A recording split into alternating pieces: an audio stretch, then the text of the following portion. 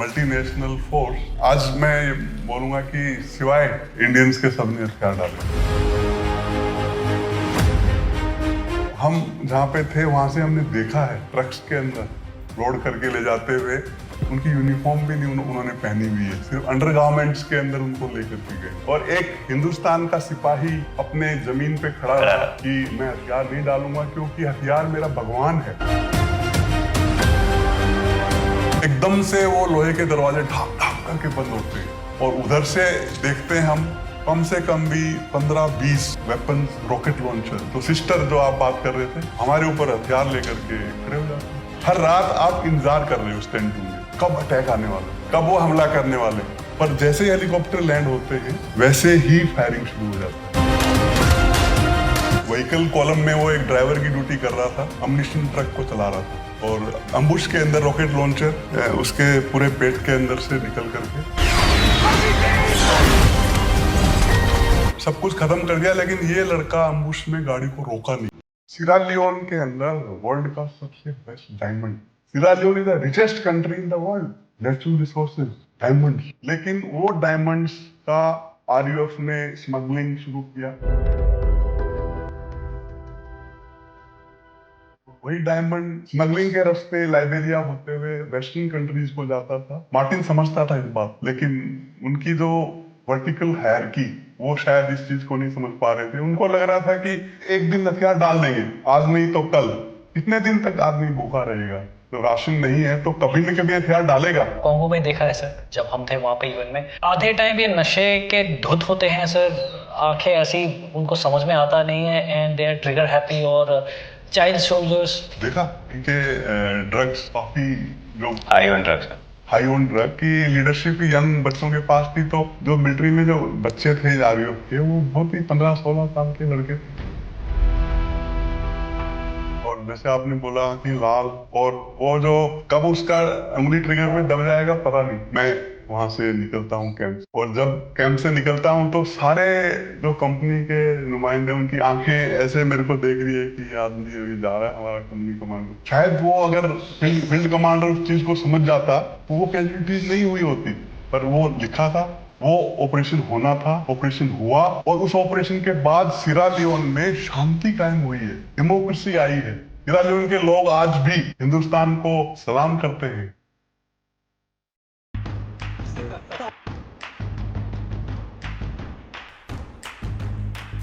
जय everyone, welcome back to Monks and Warriors and I am very excited आज के episode के लिए, क्योंकि आज के episode is based on a classical story of sheer bravery and national pride.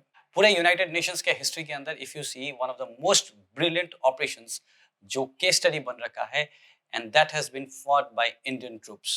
Yes, and I M talking about operation Khukri. Year 2000 Indian army का एक battalion is deployed under United Nations in Sierra Leone.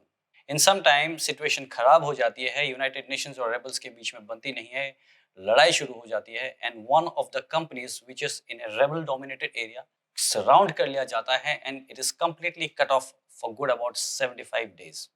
सो ये story है कि how this company with 233 men, they withstand so much of pressure. उनके ऊपर हर दिन pressure डाला जाता है कि just surrender and go back home. आप यूनाइटेड नेशंस में हैं, आप देश की लड़ाई नहीं लड़ रहे हैं, just lay down your weapons और आप घर चले जाइए। But these were the troops of 5-8 Gurkha Rifles and 14 Mechanized Infantry Battalion of the Indian Army. Surrender इनके लिए कभी एक ऑप्शन नहीं था। So this is the story of how these gallant men through 40 kilometers of hostile area break out करके एक integrated battle जिसके अंदर attack haptors, special forces, mechanized columns, engineers and everybody एक साथ participate करते हैं and going through 40 kilometers of rebel control area with just one casualty. It is really sad that as Indians हमें इस operation के बारे में इतना कम पता है। But not for long, because आज हमारे साथ है मेजर जनरल राजपाल पुनिया, युद्ध सेवा medal, and we are going to discuss this operation Threadbare. So let's just get started with Major General Punia. And yes, अभी तक अगर आपने हमारा Monks and Warriors clips channel check out नहीं किया है तो you may like to go and check that out, क्योंकि जिनके पास ज़्यादा टाइम नहीं होता है वो छोटे छोटे सारे स्टोरीज आपको उस चैनल के अंदर मिल जाएंगे। So yes, let's get start. जय हिंद सर। जय हिंद सर। जय हिंद, जय Hind. Thank you so much for coming on our show today, sir. We are absolutely honored. Thank you very much, Kaushal, I must say. I'm so happy to be here, really, and look forward to a wonderful interaction with two of you. Sir, and what an amazing year, sir. Silver Jubilee, Operation Khukri का, and आपकी ये book है sir, Operation Khukri, जिसके बारे में मैंने I think about 1 साल पहले पढ़ी होगी, and तब से मैं आपको ढूंढ रहा हूँ sir. But seriously sir, इतना बढ़िया operation, such an example of a integrated operation जिसमें sir infantry, mechanized, the special forces, attack haptors, even special air service, British SAS, और एक साथ मिल करके इन यूनाइटेड नेशंस का environment in a country like Sierra Leone, वहाँ से सर फाइटिंग ब्रेकआउट और फिर निकल करके सर एंड हिंदुस्तान का नाम, मतलब it's one of those classical operation. I think even United Nations का ये क्लासिकल ऑपरेशंस में एग्जांपल दिया जाता है सर. एंड इसके बारे में बाहर इतना कम लो प्रोफाइल. सर शायद एक ऐसा ऑपरेशन था ये जो कंप्लीट ऑपरेशन था जहां बाकी देश की फौज ने अपने हथियार डाल दिए, बट भारतीय सेना खड़ी रही सर, और आपने 75 दिन के बाद से पूरा ब्रेकआउट किया, और वो इज्जत, जज्बा, और उसको बहुत इमोशनल हो जाता हूँ जब भी ऑपरेशन खुकरी के बारे में बात आती है. और अभी जैसे आपने बोला सिल्वर जुबली, 25 साल इस ऑपरेशन को हो रहे हैं, लेकिन अनफॉर्चुनेटली हमारे देश में इतना लोगों को मालूम नहीं है जितना होना चाहिए. Yes sir, 25 years and in an international environment जहाँ पे इतने देश, इतनी कंट्रीज ने हिस्सा लिया, और उन सब के अंदर अगर मैं बोलूँ कि गोल्ड मेडल इंडिया का था, अगर मैं बोलूँ तो गलत नहीं होऊंगा, क्योंकि सबने हथियार डाले और एक हिंदुस्तान का सिपाही अपने जमीन पे खड़ा रहा कि मैं हथियार नहीं डालूंगा, क्योंकि हथियार मेरा भगवान है, हम इसकी पूजा करते हैं. और उनको ये बात समझ में नहीं आ रही थी कि हम अपने हथियार को क्या दर्जा देते हैं. और इतना बड़ा एक कामयाबी, एक सक्सेस पर शायद इतना लोगों को मालूम नहीं है. इसलिए thank you very much for calling me on your show. बात करेंगे और दिल से करेंगे. बिल्कुल बिल्कुल सर, हम फौजी दिल से बात करते हैं सर. शुरुआत करते हैं सर, एनडीसी ऑपरेशन से शुरुआत करते हैं. तो आप यूनाइटेड नेशंस में थे, तो सर थोड़ा सा यूनाइटेड नेशंस के बारे में, उसके जो चैप्टर 6 एंड चैप्टर 7 है सर, उसके बारे में कि क्या अंतर है, उसके बारे में अगर बताएंगे, आगे की जो क्रम है सर वो अच्छा बनता चला जाएगा सर. क्या होता है कि जब आप यूएन में जाते हैं, यूनाइटेड नेशंस के अंदर, तो 2 तरीके के डिप्लॉयमेंट होते हैं. एक है चैप्टर 6. चैप्टर 6 में कि आप पीस कीपिंग के लिए जा रहे हैं, क्लासिकल पीस कीपिंग, क्योंकि वहां पे इतना ज्यादा लड़ाई झगड़ा मारकाट नहीं है, तो सिचुएशन इज बेटर. दूसरा है चैप्टर 7 कि बहुत ज्यादा वहां पे हालात खराब हैं, तो आपको पीस एनफोर्समेंट लड़ करके आपने वहां पे पीस को कायम करना है. तो 6 और 7 के बीच में सिरा लियोन. अच्छा, मतलब शुरू में हम 6 में गए हैं. ये बड़ा डेंजरस होता है जो बीच में होता है. हम शुरू में 6 में गए हैं, और मिशन के बीच में जब ये सिचुएशन गड़बड़ होती है, सिविल वार फिर से शुरू हो जाता है, तो ऑपरेशन खुखरी के लिए उसको अमेंडमेंट करके चैप्टर 6 से 6.5, एक नई टर्मिनोलॉजी उस समय हासिल किया था कि चैप्टर 6.5. बहुत कम लोगों को मालूम है कि 6 और 7 की बात करते हैं, लेकिन 6.5 सिरा लियोन में लागू करके हमने ऑपरेशन खुखरी किया कि now we have to fight. We had come under chapter 6, but now we have to fight and make sure that peace is again created. So 6.5 was introduced in Sierra Leone. Sir एक layman के लिए ये 6.5 और 7 में कितना difference आएगा? मतलब अगर मैं फौजी हूँ, अगर 6 है तो मैं किसी के ऊपर फायर नहीं करूंगा. नहीं, 6 हो या 7 हो, आप सेल्फ डिफेंस में किसी पे भी फायर कर सकते हो. Okay. In self defence there is no problem. Sir 6 और 7 का फर्क इतना है कि एक तो जमीन के हालात, उस जगह पे क्या हालात हैं. 6 में हालात काफी ठीक है. सर जो आपने बताया सर, पीस कीपिंग और पीस एनफोर्समेंट, तो पीस एनफोर्समेंट में या चैप्टर 7 में क्या ये एडिशनल आ जाता है?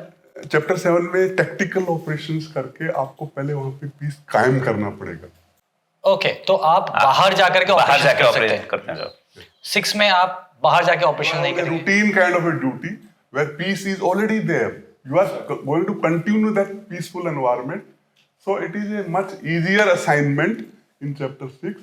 It is a much challenging assignment under chapter 7. सो चलते हैं सर सीधा सिएरा लियोन के बारे में थोड़ा सा बताइए सर उस कंट्री के बारे में, वहाँ का जियोपॉलिटिक्स क्या है और क्या माहौल थी सर शुरुआत में सर? एक्चुअली सीरा लियोन एक ब्रिटिश कॉलोनी था, एंड ब्रिटिश कॉलोनी कब तक था? 1961, एज लेट एज 1961. एंड जब ब्रिटिशर्स वहां से गए हैं तो Sierra Leone was a very, I would say, prosperous country. अच्छा. उसमें उनका जो लोकल करेंसी था लियोन, उसकी बहुत ताकत थी. लेकिन 61 में ब्रिटिशर्स जाने के बाद वहां पे सिंगल पार्टी रूल होने की वजह से इतना ज्यादा करप्शन बढ़ता गया धीरे धीरे धीरे, और इतना ज्यादा करप्शन बढ़ गया 10 साल के अंदर कि एक फोडेसेंको, एक कॉर्पोरल था सीरा लियोन की आर्मी में, उसने लाइबेरिया की मदद से आरयूएफ को खड़ा किया कि हम अभी करप्शन को लड़ेंगे. आरयूएफ जो हम मानते हैं कि गलत ऑर्गेनाइजेशन था, उसकी शुरुआत बड़ी अच्छी थी. वो करप्शन को लड़ने के लिए फोडेसेंको ने आरयूएफ को खड़ा किया, और उसके बाद वही आरयूएफ ने इतना एट्रोसिटीज लोगों पे करना शुरू कर दिया कि मतलब मैं बोलूंगा कि जब हम लोग वहां गए हमने देखा है कि एटलीस्ट 20% पॉपुलेशन के या तो हाथ नहीं है या तो पैर नहीं है. जो रूटीन आरयूएफ पनिशमेंट देता था वो कि लॉन्ग स्लीव, हाफ स्लीव, हाथ काट देना, पैर काट देना. लॉन्ग स्लीव हाफ स्लीव को एक बार समझा दीजिए. Long sleeve, I have read your book, बहुत डिटेल में आपने समझाया है, बट व्यूअर्स के लिए वो कहाँ से हाथ काटना है? Long sleeve, half sleeve. यहाँ से हाथ काट दो तो लॉन्ग स्लीव, यहाँ से काट दो तो हाफ स्लीव. एंड सर ये जो आरयूएफ के कैडर था, ये सिएरा लियोन के लोकल्स थे या दूसरी कंट्री? एक्चुअली लोकल्स तो थे, लेकिन लाइबेरिया का काफी हाथ था. एक चीज मैं बताना चाहूंगा कि सीरा लियोन के अंदर वर्ल्ड का सबसे बेस्ट डायमंड, आपने ब्लड डायमंड मूवी देखा है, वर्ल्ड में ऐसा डायमंड नहीं है जो कि सीरा लियोन में है. I will call Sierra Leone is the richest country in the world. Natural resources, diamonds. लेकिन वो डायमंड्स का आरयूएफ ने स्मगलिंग शुरू किया, और वही डायमंड स्मगलिंग के रास्ते लाइबेरिया होते हुए वेस्टर्न कंट्रीज को जाता था, और वहां से इनको वेपन्स सप्लाई होता था. तो एक नेक्सस बन गया है. वरना सीरा लियोन, मैं बोलूंगा कि इतना कुछ भगवान ने दिया है उनको, they should have been very very powerful and rich country. लेकिन अनफॉर्चुनेटली हमने भी सुना है डायमंड जहां पर होते हैं वहां पे कुछ न कुछ गलत चीजें होती हैं, मारकाट होता है. तो सीरा लियोन का मेन इशू डायमंड से लिंक्ड है, और वो इस मूवी में ब्लड डायमंड्स में बड़े अच्छे तरीके से दिखा. आई थिंक सर अफ्रीका की कई सारी कंट्री ज्यादा नेचुरल रिसोर्सेज की वजह से परेशान है. सो इसके बाद सर जब आप लोग मूव किए उस समय क्या हालात थे सर? उसके ये सिविल वार करीब 10 साल चलता है, 1990 से लेकर के 1999 तक. और 1999 में जाकर के लोमे पीस एग्रीमेंट साइन होता है. उस लोमे पीस एग्रीमेंट के अंदर ये आरयूएफ एग्री करता है. किसके साथ सर साइन हुआ ये? लोमे पीस एग्रीमेंट साइन होता है गवर्नमेंट ऑफ सीरा लियोन और आरयूएफ, और बीच में ये इनके बीच में डिसाइड होता है कि आरयूएफ हथियार डालने के लिए तैयार है, लेकिन वो सीरा लियोन की आर्मी के सामने हथियार नहीं डालेंगे, बल्कि कोई neutral force, third party. And तब तक आई थिंक एक बार आकर के इन्होंने इवन फ्री टाउन तक का वो कैप्चर कर लिया था. बीच में 1999 बिगिनिंग, शायद 1999 बिगिनिंग में फ्री टाउन तक आकर के इन्होंने कैप्चर कर लिया था. और उसके बाद फ्री टाउन में इतना ज्यादा डैमेज, एट्रोसिटीज हुआ है उस ऑपरेशन के दौरान कि उसके बाद में शायद नाइजीरियन फोर्स को एक बार डिप्लॉय किया गया था. पर नाइजीरियन फोर्स को अपना लोकल इंटरेस्ट होने की वजह से आरयूएफ के साथ में उनका तालमेल ठीक नहीं रहा, और आरयूएफ ने प्रोटेस्ट किया. तो उसके बाद लोमे पीस एग्रीमेंट साइन होता है, जिसमें कि आरयूएफ बोलता है कि हम हथियार डालने के लिए तैयार हैं, लेकिन न्यूट्रल पार्टी के सामने. और वो न्यूट्रल पार्टी के तहत यूनाइटेड नेशंस के अंदर जो है इसका पास होता है रेजोल्यूशन कि यूएन पीस कीपिंग फोर्स यूनामसिल जो है सीरा लियोन में भेजा जाएगा. और करीब 1999 के लास्ट में हम लोग वहां पे जाना शुरू होते हैं. और एक नया मिशन होने की वजह से शुरू में काफी कुछ दिक्कतें आती हैं सर इस मिशन को एस्टेब्लिश करने के लिए। काफ़ी कंट्रीज से फोर्स आती है, लेकिन आपको भी मालूम है, आप भी यूएन में रहे हैं, कि यूएन के अपने अंडर करंट, यूएन के अपने प्रॉब्लम्स, तो नया मिशन होने की वजह से काफ़ी दिक्कत शुरू में आती है डिप्लॉयमेंट में। सर जब आपका यूएन डिप्लॉयमेंट आया होगा एंड मोस्ट प्रोबेबली सर आप यूनिट में रहे होंगे उस समय, तब जब डिप्लॉयमेंट आया सर तो क्या क्या इन्फॉर्मेशन दी गई कि वहां पर किस तरह के हालात है या किस लिए जाना है? बिकॉज जनरली सर सभी को ये लगता है कि यूएन आ गया यार बहुत ही आराम करेंगे, इंडिया में बहुत ऑपरेशन थे, बहुत हेक्टिक था तो जाके आराम से 1-1.5 साल निकाल के आएंगे सर। एक्चुअली आपको याद होगा कि 1999 में ऑपरेशन कारगिल हुआ, और उस समय मेरा पोस्टिंग तंगधार में था, मैं बीएम की ड्यूटी कर रहा था, ब्रिगेड सर, लीडर। ओके। तो बहुत चैलेंजिंग माहौल में, बहुत ही आई वुड से ऐसा असाइनमेंट जिसके अंदर की रात दिन गोलाबारी यस चलता रहता था, और उस टाइम पे करीब करीब 2 साल मेरे पूरे हो गए थे, लेकिन ये कारगिल ऑपरेशन की सिचुएशन आने की वजह से 2 से 3 साल बन गए। तो 3 साल के लगभग आप एक हाई एल्टीट्यूड एरिया में पोस्टिंग के बाद इंतजार कर रहे थे कि वापस अपनी फैमिली के पास आएंगे और पीस स्टेशन में आकर के आपको मौका मिलेगा अपने बच्चों के साथ रहने का। इसी बीच में ये असाइनमेंट आ जाता है और आपको डिटेल कर देता है। और आप मना करने वाले थे सर दिल और दिमाग में जद्दोजहद होती है कि जाए नहीं जाए, क्योंकि ऑप्शन तो देना ही है। तो उस समय मुझे याद है मेरी वाइफ ने डिसीजन लिया, बोली आप जा रहे हैं क्योंकि देश के लिए ड्यूटी पहले है और फैमिली में संभाल लूंगी, आप जाइए। तो उस माहौल से मैं बोलूँगा कि यूएन में जब आया तो एक तरीके से खुशी भी थी, और साथ में साथ घर का जो पर्सनल जो टर्बुलेंस वो भी था। आई एम श्योर सर आपने मैम को थैंक यू तो बोला ही होगा इसके वजह से such an experience you had sir. In fact जब 3 महीने बात नहीं हुई ना, जब ऑपरेशन के आगे बात करेंगे हम इसके बारे में, तब मैं हर दिन याद करता था कि मेरी बीवी ने मेरे को क्यों भेजा है इधर, क्योंकि 3 महीने तक कोई कम्युनिकेशन नहीं था सर। और इंडिया में उस समय इस तरीके का माहौल बन गया था कि शायद मार दिया यूएन में जो इंडियन पीस कीपर्स फंसे हुए हैं, क्योंकि उस समय न कोई मोबाइल था, न कोई कम्युनिकेशन का जरिया था। चिट्ठियां आती थी, वो चिट्ठियां भी बंद हो गई, और यहाँ पे पार्लियामेंट में भी मुद्दा उठ गया कि हिंदुस्तान के सिपाही जो फंसे हुए हैं वहाँ पे सिरा लियोन में, उनको जो है गवर्नमेंट कुछ कर नहीं रही है। तो एक ऐसा ही माहौल बन गया था कि शायद हम नहीं हैं।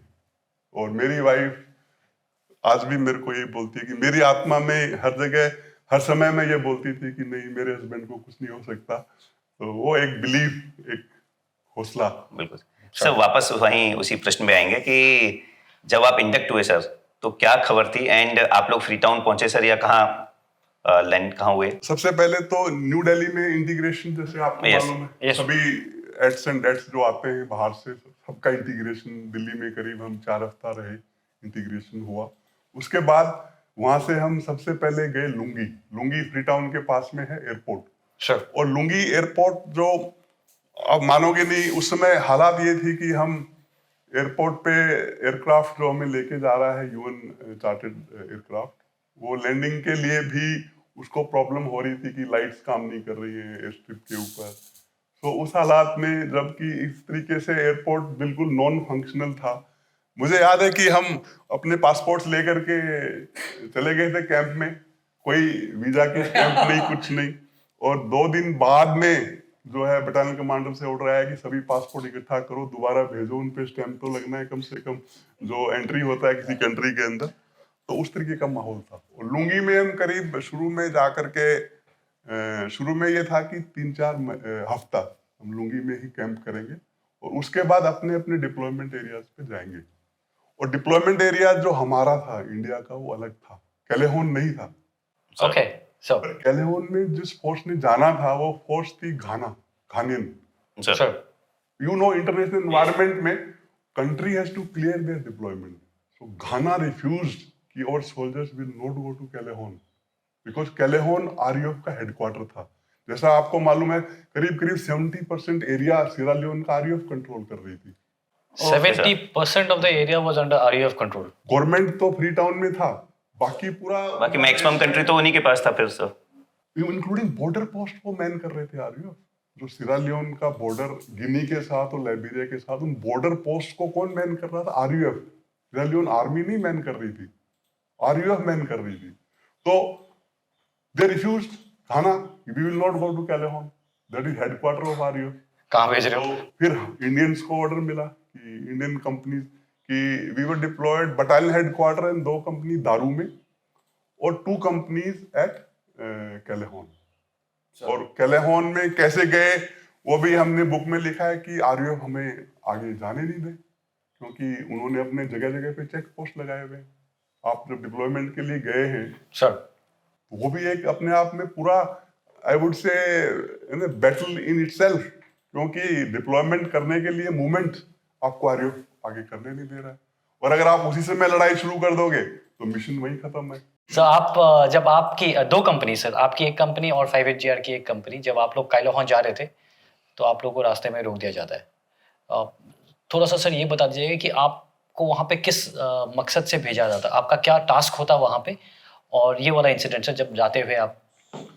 एक्चुअली उससे पहले तो हम जब दारू जा रहे थे, पहले दारू आता है फिर कैलेहॉन, दारू से पहले ही हमारे को रोक दिया।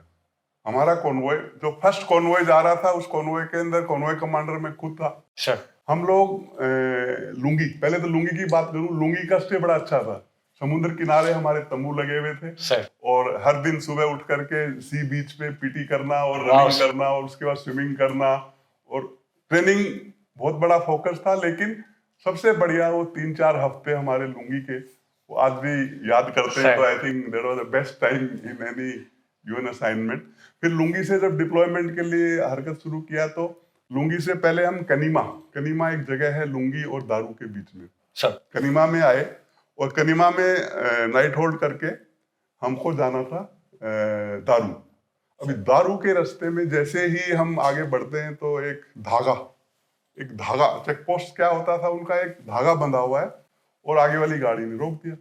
मैंने कहा क्या हुआ? बोले साहब आगे एक धागा बंधा हुआ है। तो ऐसे चलो धागा है तो क्या है, आगे निकलो। बोले नहीं, उसके आगे एक वो खड़ा हुआ है, जंगल वो पहने हुए एकदम जंगली ड्रेस के अंदर एक अकेला सिपाही। तो धागा कितना मोटा धागा? नॉर्मल थ्रेड, रस्सी जैसा पतला सा, सूतली। हाँ, वो उनका दिमाग के जैसा। इसके आगे आप जा नहीं सकते हो। तो वो जो सोल्जर खड़ा है उसको आकर के हमने पूछा, इंग्लिश लकीली वहां पे चल जाते थे। कॉमन, क्योंकि ये ब्रिटिश British कॉलोनी था colony तो थी, English yes. They could speak. So I remember asking him कि what happened to that RUF soldier. He says my name is last order and the last order to me, you know go beyond this thread, you can't go. I said this is wonderful. I said I will go. He said you try going. I asked the front vehicle to start and suddenly from the jungle I could see literally at least a platoon of these RAF soldiers erupting and coming and making a block on the road. ये जंगल से आकर के form up हो गए sir. And ये weapons थे sir सभी के Weapons पास। के साथ. So then I said let me handle it little intelligently because we are going for the deployment. कि शुरू में ही अगर हम यस, लड़ाई शुरू कर देंगे तो शायद डिप्लॉयमेंट होने से पहले ही प्रॉब्लम शुरू हो जाएंगी। तो उसके बाद मैंने बिकॉज आपको अभी पता नहीं है सर आगे क्या है। आगे क्या है, आप इनिशियल डिप्लॉयमेंट के लिए जा रहे हैं। आपकी मूवमेंट ट्रैक्स के ऊपर निर्भर है सर। आप ट्रैक्स पे जाएंगे, वहां पे एम्बुश से लेके can actually get bad. Will you believe it that we came back? We decided that it is no point trying to escalate. लड़ाई को अभी, हालात को अभी बिगाड़ना ठीक नहीं है, पहले डिप्लॉयमेंट तो होना जरूरी है। वो भी इन फुट सोल्जर्स के साथ। तो हम वहां से अपना कॉन्वॉय कनीमा वापस लाए हैं।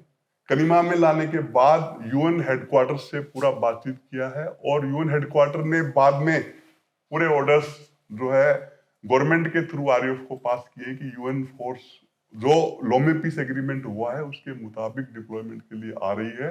अगर आरयूएफ ऑब्जेक्शन करेगी तो आरयूएफ ने साइन किया है लोमे पीस एग्रीमेंट पे। Then we came after couple of days to Daru and I could see the same soldier standing Last there order.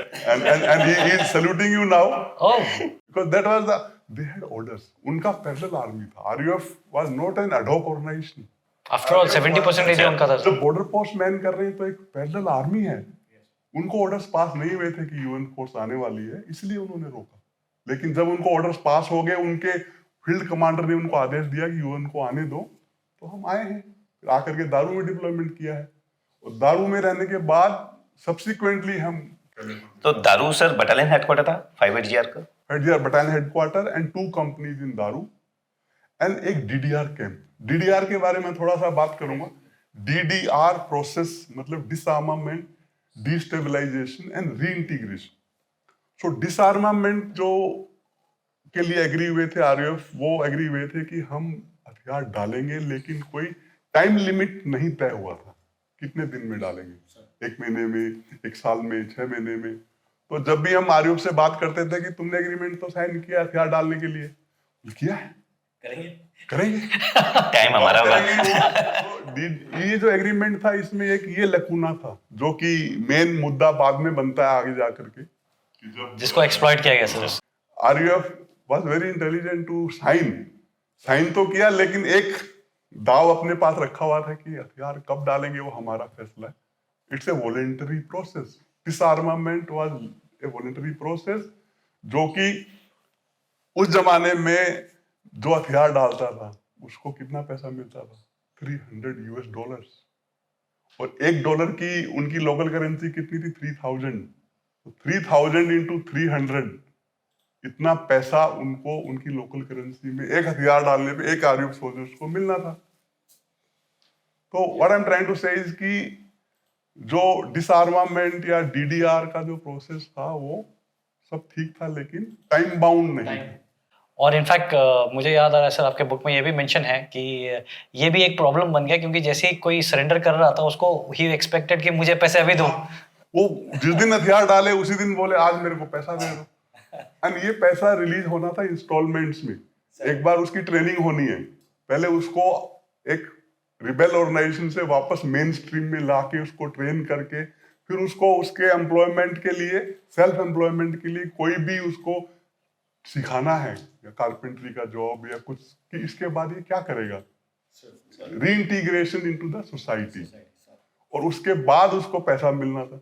इसको किसी चीज से मतलब नहीं था, ये हथियार डाल दे उस दिन $300।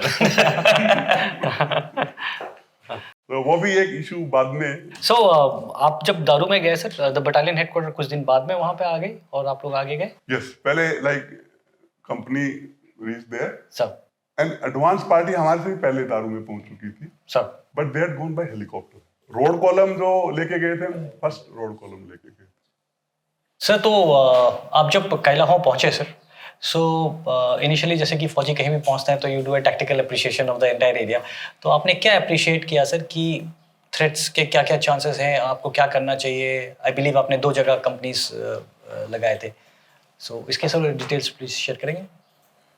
कैलेहोन फर्स्टली जो लोकेशन कैलेहोन का था, बहुत ही स्ट्रेटेजिक लोकेशन था, क्योंकि it was like A funnel जो गिनी और लाइबेरिया के बीच में, 2-5 किलोमीटर में इधर लाइबेरिया है, 2-5 किलोमीटर में गिनी है, और बीच में कैलेहोन डिस्ट्रिक्ट कैलेहोन था, और जंगल, very thick jungle, and it was headquarter of RUF. जो आपको जैसे मालूम है, रिवोल्यूशनरी यूनाइटेड फ्रंट का शुरुआत में जो सपोर्ट था लाइबेरिया से था। चार्ल्स टेलर वाज लाइबेरिया का president, sir had given that moral support and weapons training. So Calhoun was ideally suited because Calhoun से लाइबेरिया जाना बहुत आसान है, वहाँ से गिनी जाना बहुत आसान है। हम लोग शुरू में जब वहाँ पे जाते हैं तो सबसे पहला सवाल था कि रहना कहाँ है, कोई बेस, कोई भी आर्मी कैंप लगाने के लिए। तो पहली बात तो जो लोकल पीपल ने बड़ा हमारा वेलकम किया। वहाँ पहुँचने पे जितना दिल से पहली बार उन्होंने देखा यूएन को, और जितना उन्होंने वेलकम हमको किया कि शायद कोई मसीहा आ गया है उनको मदद करने के लिए, क्योंकि बहुत गरीबी, भूखमरी, खाने को कुछ नहीं, हालात जमीन के बहुत खराब। और मैं बोलूँगा कि जो एक खुशी का माहौल लोकल पॉपुलेशन में पहली बार उन्होंने कोई फोर्स को कैलेहोन में आते हुए देखा, जो कि शायद कुछ उनके लिए मदद लेकर के आया है। सो उन्होंने हमारे को जो गवर्नमेंट हॉस्पिटल था वो रहने के लिए ऑफर किया। शुरू में हमें भी अच्छा नहीं लगा क्योंकि हम मदद के लिए आए हैं, तो उनकी गवर्नमेंट हॉस्पिटल बिल्डिंग में रहना पड़ रहा है, पर और कोई ऑप्शन नहीं था। Was it operational buildings? It was not operational, it was तो बस बिल्डिंग बनी थी? बिल्डिंग बनी थी, हॉस्पिटल एस्टेब्लिश नहीं हुआ था, सिर्फ बिल्डिंग थी। तो हम शुरू में कैंप वहाँ पे किए Sure. और उसके बाद में धीरे धीरे हाई ग्राउंड पे, जैसे 5GR का कंपनी जो था मेजर नायर के नीचे, Sure. वो हाई ग्राउंड में चला जाता है और हॉस्पिटल लोकेशन में हमारा कंपनी रहता है। पर जो मेन इशू मैं बताना चाह रहा हूँ कि वहाँ पे जो हालात देख करके एक दिल में ये होता है कि आप क्या कर सकते हैं इन लोगों की मदद।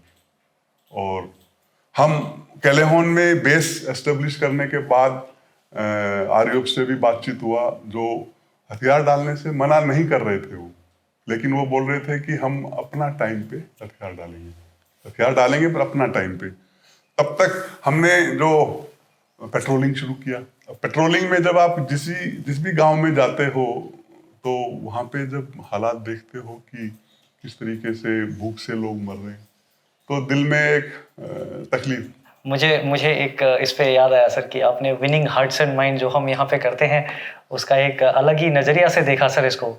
बिल्कुल ठीक कह रहे हैं आप, क्योंकि इंडिया में हम बोलते हैं कि विनिंग हार्ट्स एंड माइंड्स। जब वो गांव में पेट्रोलिंग के लिए जाते थे, छोटे छोटे बच्चों को स्किनी बिल्कुल हड्डियां नजर आ रही हैं, पूछो कितने दिन खाना नहीं खाया है, एक हफ्ता उसने कुछ खाया नहीं है, तो आपके खुद के हार्ट और माइंड हिल जाते हैं कि यार हम इनके लिए क्या कर सकते हैं। और तब मैंने और मेजर नायर ने बैठ के बातचीत किया कि हम खाली हाथ किसी गांव में नहीं जाएंगे। आज के बाद अगर हम पेट्रोलिंग जाते हैं तो हमारी गाड़ी के अंदर ना राशन होना चाहिए, क्यों बाकी चीजें सब बाद में हैं। आरयूएफ ने हथियार भी डालना है, लेकिन अगर एक ह्यूमन, एक इंसानियत के नाते अगर आप आज कुछ नहीं कर सकते हो, उनकी निगाहें आपको देख रही है कि शायद कुछ मदद लेके आए हो, और आप वहां जा करके सिर्फ अगर एक लेक्चर या एक बातचीत करके वापस आ रहे हो तो अच्छा नहीं लगता, तकलीफ होती थी। तो हमने जो राशन, यूएन में आपको मालूम है राशन सप्लाई काफी मात्रा में होता है, सरप्लस राशन कंपनी में बहुत था, और कंपनी में सैनिक सम्मेलन के जरिए सबको बता करके कि भाई अभी हम अपना सरप्लस राशन जो भी है वो यहाँ के लोगों से हम शेयर कर रहे हैं। शायद कानूनी तो गलत है, लेकिन दिल के रास्ते सही है। तो हम उसके बाद जहाँ भी जाते थे वहाँ पे राशन लेके जाते थे, क्योंकि जितने भी एनजीओज हैं जो काम करते हैं उनको इतने मुश्किल एरिया में मैंने नहीं देखा। सर हमने जो देखा है सर इवेंट में, जब हम भी कॉन्गो में थे सर, इतने सारे यूनाइटेड नेशंस और बड़े इंटरनेशनल एनजीओज हैं सर, जो हैं वो इतना सपोर्ट देते हैं, तो वहाँ पे कोई ये एनजीओज वगैरह नहीं थे सर? सब एनजीओज थे फ्री टाउन के अंदर। क्या होता है, मैं बड़े दिल से बोलता हूँ कि जो एनजीओज हैं उनको 5 स्टार कंफर्ट चाहिए। कैलेहॉन में आप मेरे को बताओ कौन एनजीओ जाएगा जो वहां जाकर के उनकी मदद करेगा। फ्री टाउन में एनजीओज थे, लेकिन कैलेहॉन में कोई भी एनजीओ नहीं था। कैलेहॉन में जाने की सबसे पहले तो हालात नहीं थे वहां पे। मैं एनजीओज को भी शायद ब्लेम कर रहा हूँ, गलत है, हालात नॉर्मल नहीं थे। तो उस हालत में जब तक एनजीओज आएंगे तब तक तो वो वहां के जो छोटे छोटे बच्चे शायद जिंदा भी नहीं रहे। तो हमने अपने आप को एक इंसानियत के नाते मेडिसिन, राशन, ये सप्लाई हमने जितना हम कर सकते थे, एक गांव को टारगेट करते थे एक दिन में, पर उस गांव में कम से कम जैसे आप 2 बोरी आटा 2 बोरी चावल लेकर के गए हो, सबको कम से कम 1 हफ्ते का खाना आप शेयर करके आ रहे हो। तो ये एक्सरसाइज हमने शुरू किया। तो विनिंग हार्ट्स एंड माइंड्स तो बहुत दूर की बात है, वो हमारे लिए हमको मसीहा ही मानने लग गए कि ये जो सफ़ेद गाड़ी आती है और ब्लू बेरे पहन के ये लोग आते हैं तो ये भगवान का रूप है। क्योंकि उस हालात में शायद जो हम कर रहे थे वो, मतलब दिल से बोलूंगा कि एक बहुत सेटिस्फेक्शन मिलता था। अब आपने वहाँ पे एक सिस्टर भी बना ली है सर, और जो Papa Gima, if I am not mistaken, the political head, और हमारे यहाँ के पार्लेंस में अगर हम बोलेंगे तो शायद डिस्ट्रिक्ट कलेक्टर टाइप का कुछ होगा जो actually RUF like I said was a parallel army, sir तो उनका मिलिट्री विंग था और पॉलिटिकल विंग था। सर जो पॉलिटिकल विंग एक डिस्ट्रिक्ट का जो हेडक्वार्टर है उसका boss was Papa Gima, like you rightfully said Sir. Collector, you are the boss, you are the boss, member of parliament बोलो, एमएलए बोलो, जो भी बोलो, पर political head of the district was Papa Gima. And आरयूएफ को बनाने वाले कौन थे? Local people. तो ये जो पॉलिटिकल हेड था इसका हुक्म आरयूएफ भी मानता था। सो पापागीमा was a very powerful man in that entire area, and हम जब ये एक्सरसाइज कर रहे थे तो पापागीमा हमारे को एक ही चीज बोलता था कि शायद आप हमारे लोगों के लिए जो कर रहे हो वो शायद एक भगवान का रूप लेकर के आए हो। और वो भी हमारे साथ में इन पेट्रोल्स में जाना शुरू कर दिया धीरे धीरे। जब पापागीमा हमारे साथ आने लगा है तो आरयूएफ का जो बॉस था ब्रिगेड कमांडर कर्नल मार्टिन, उसको लगा कि लोग यूएन की तरफ ज्यादा झुकाव हो गया। ज्यादा तो वो भी हमारे साथ आना शुरू हो गया और यहीं से हमारी आपस में एक फ्रेंडशिप मार्टिन की और मेरी शुरू होती है कि उसके बाद हम जो भी पेट्रोलिंग करें और करें उसमें इमेजिन की जो रिबेल ऑर्गेनाइजेशन का boss brigade commander is a big man, मैं तो मेजर था, एक कंपनी कमांडर के साथ एंड कंपनी कमांडर के साथ brigade commander would accompany you in patrolling, so that all started. Sir ये जो पहले तो कायलाहुन में आरयूएफ की कितनी स्ट्रेंथ थी, कितने कैडर उनके जो आर्म कैडर थे कितने डिप्लॉय हो रखे थे? Actually it was like a field army. जो आर्मी का जो चीफ था उसको वो बोलते थे field commander, major general. Okay, वो पूरे सिरा लियोन में कंट्रोल करता था। कायलाहुन से कैलेवन में उसका हेडक्वार्टर था, कैलेवन से ऑपरेट करता था, लेकिन वो पूरे एरिया में मूवमेंट करता था। अच्छा। उसका एक ब्रिगेड पूरे कैलेवन डिस्ट्रिक्ट में था, नंबर 1 ब्रिगेड, सर जो कि ब्रिगेड कमांडर का नाम था colonel Martin. Colonel Martin. And आप विश्वास नहीं करोगे कि कर्नल मार्टिन, जैसे मैं यूएन में गया था तो 2000 की बात है, तो मैं भी करीब 38 इयर्स का था। मार्टिन मेरे से भी छोटा था ब्रिगेड कमांडर एज में। He was younger to me, but I used to give him full respect as a brigade commander. So जो आरयूएफ हायरार्की थी ना, वो यंग बच्चों के हाथ में थी। इवन फील्ड कमांडर ईसा, वो भी ज्यादा उम्र में बड़ा नहीं था, वो भी शायद 27-28 साल का ही था। सो ये जो यंग जनरेशन, यंग ब्लड ने आरयूएफ का कंट्रोल लिया हुआ था। एंड सर आपकी और कर्नल मार्टिन की बहुत अच्छी दोस्ती हुई, लेकिन आप ये देखिए सर कि दोनों की शायद विचारधारा अलग थी। आप यूएन को रिप्रेजेंट कर रहे थे एंड कर्नल मार्टिन आरयूएफ जो रिबेल ग्रुप था एक तरह से, उसका ब्रिगेड कमांडर था। तो जब आप लोग मिलते थे तो वो थॉट्स का आपस में किस तरह से सिंक होता था? फ्रेंडशिप बहुत अच्छी थी, दोस्ती, पर अपना अपना टास्क, अपना अपना फर्ज और ड्यूटी। उसका ड्यूटी अपना था, मेरा ड्यूटी मेरे जवान का सेफ्टी। उसी प्रकार से शुरू में जो एक बॉन्डिंग होता है, एक फ्रेंडशिप होता है, जब तक हालात नॉर्मल थे तो ठीक था। सर पर जब सिविल वार शुरू होता है और वो आरयूएफ हमारे को घेर लेता है और साथ ही हमें कैप्चर करके आरयूएफ हेडक्वार्टर में ले जाते हैं, तो एक सिचुएशन ऐसा होता है कि आरयूएफ ने मेरे को पकड़ लिया है, मेरे को कैप्चर कर लिया है, मैं अभी होस्टेज हूँ उनका, तो वो मेरा बॉस है। वो भी हालात से हम निकले और उसके बाद में जैसे हम आगे बात करेंगे किस तरीके से रिलीज होता है। लेकिन सर आपने तो जो मैंने पढ़ा सर कि आरयूएफ की और कर्नल मार्टिन की बहुत मदद करी सर। इनफैक्ट कुछ बॉर्डर पोस्ट का इश्यू था एंड वो आपने खुद पर्सनली जाकर वहां सुलझाया। हाँ, एक पेट्रोलिंग पे हम गए थे जो कि शायद गिनी का कुछ पोस्ट सिरा लियोन के अंदर आने से कुछ आरयूएफ को ऑब्जेक्शन था। तो मार्टिन काफी इमोशनल होकर के मेरे पास आया था कि ऐसे ऐसे गिनियन पोस्ट हमारे टेरिटरी के अंदर आ गया है और हमारे को अभी वहां जा करके चेक करना है, तो आप चलेंगे हमारे साथ? हमने कहा चलेंगे। तो हम खुद, बट वो आपको क्यों ले जाना चाहते थे सर? कि यूएन इसको इशू को उठाएं, UN as a neutral agency इस मुद्दे को ऊपर उठाएं कि गिनियन पोस्ट सीरा लियोन के अंदर आ गया। तो हम पेट्रोलिंग पे जाते हैं और उस समय जो गिनियन फोर्स, वो फ्रेंच, उनको इंग्लिश नहीं आता, it was a French colony.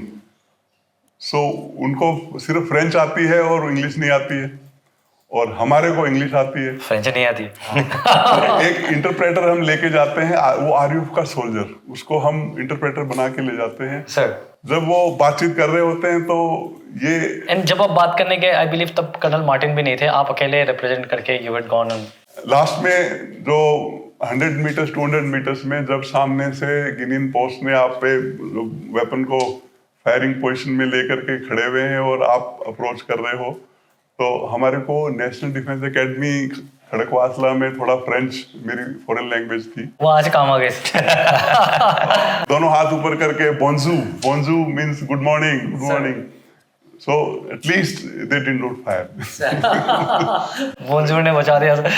सो ये पेट्रोलिंग किया हमने, और एक बॉन्डिंग बढ़ता है जब इस तरीके के आप सपोर्ट आरयूएफ को उनके प्रॉब्लम में कर रहे हो। तो मार्टिन को भी लगा कि ये अच्छा इंसान है, दिल साफ है, और ये पेट्रोलिंग जो भी हमने किया था वो हमारे लोकल लेवल डिसीजन पे किया था, शायद ऊपर हेडक्वार्टर से क्लियरेंस नहीं लिया था। लोकल लेवल मतलब आपके लेवल पे सर। आपने ऐसे बड़े सारे काम किए हैं सर। नहीं, man on ground has to decide, and ये इंडियन आर्मी की स्ट्रेंथ है। अगर मैन ऑन ग्राउंड अपना डिसीजन लेता है तो सही लेता है। अगर आप क्लियरेंसेस लेने शुरू कर दोगे ना, तो फिर क्लियरेंसेस आते भी नहीं है सर। काफी डिसीजंस आपने ठीक बोला। मैंने अपनी लाइफ में जब भी ऐसा डिसीजन आता है, मैं अपने आप को क्या बोलता हूँ कि I am the man on ground, I have to decide, and you decide and you move and you do it. If I में, ये जो कड़ी थी सर, आई बिलीव ये पूरे ऑपरेशन का एक बहुत अहम रोल है सर ये, क्योंकि आपका ये personal relation with colonel Martin और ये ऐसे ही नहीं हुआ। यही मैं हाईलाइट करने की कोशिश कर रहा हूँ सर, कि आपने अपने जान को रिस्क ले करके गिनियन आर्मी जो आपको लैंग्वेज भी नहीं समझती है, उनके सामने आप हाथ ऊपर करके जा रहे हैं, उनसे इंटरेक्ट कर रहे हैं किसी रेबल ग्रुप के कमांडर के लिए, and no doubt he had respect for you, आपको रिस्पेक्ट करते थे, और इसी वजह से जो आप लोग को बाद में विल टॉक अबाउट दैट, जिसमें आप लोग को रिलीज कर देते हैं, एंड जो आपने अच्छे काम किए थे। So that was a huge thing. मतलब इतना छोटा नहीं है, इसलिए मैं इसको थोड़ा एम्फेसाइज करने की कोशिश कर रहा हूँ। कौशल, एक चीज है, आप भी आर्मी में रहे, मैं भी रहा हूँ, कि जहाँ पे डिसीजन दिमाग से लेना है वहाँ दिमाग से लो, जहाँ पे दिल से लेना है वहाँ दिल से लो। 24/7 दिल से भी नहीं ले सकते हो, 24/7 दिमाग से भी। सही जगह पे दिल लगाओ, सही जगह पे दिमाग लगाओ, सब ठीक है। तो मैंने लाइफ में वही किया है, जब दिल लगाना है तो दिल लगाना है, जहां पे दिमाग लगाना है वहां पे दिमाग लगाना है। पर इसमें अगर गड़बड़ हो गया कि दिल की जगह वाली जगह पे दिमाग लगा दिया, दिमाग की जगह वाली पे दिल लगा दिया, तो फिर गड़बड़। तो ऑपरेशन खोखरी उल्टा हो गया होता है। एक्चुअली में आप ठीक बोल रहे हैं कि जब हालात बिगड़ जाते हैं, जब क्राइसिस होता है, तो ये जो दोस्ती और ये जो एक दूसरे के लिए हमने मदद भी किया, एक दूसरे के लिए हम वॉलीबॉल भी साथ में खेलते थे। Oh wow sir. और मैं बोलूँगा कि टाउन स्क्वायर में ग्राउंड बन जाता था जहाँ लोकल पीपल हर दिन शाम में इंतजार करते थे, अभी वॉलीबॉल मैच होने वाला है, और मैच के बाद हम जैसे शक्करपारा होता है अपने लंदन में बना हुआ, सब बच्चों को बांटना एक शाम में, उसके बाद में सेलिब्रेशन का माहौल कैलेवन में, जहाँ मासूमियत, मतलब एक तरीके से मैं बोलूँगा कि उन्होंने खुशी देखा नहीं था, वहाँ हर शाम कैलेवन टाउन स्क्वायर में वॉलीबॉल गेम होना, और गेम के बाद में शक्करपारा, और शक्करपारे के बाद ओल्ड मॉन्क कभी कभी। तो वो सब चीजें थी जो जब क्राइसिस होता है हमारे पीछे लोग खड़े थे। अगर लोग हमारे साथ नहीं खड़े होते तो शायद हालात कहानी 75 डेज 75 दिन तक घेरने के बावजूद भी एक तालमेल आपस में, एक गोली नहीं चली। इतना टेंशन होने के बाद भी एक गोली 75 दिन तक नहीं चली, न आरयूएफ की तरफ से न हमारे तरफ से। बाद में चली,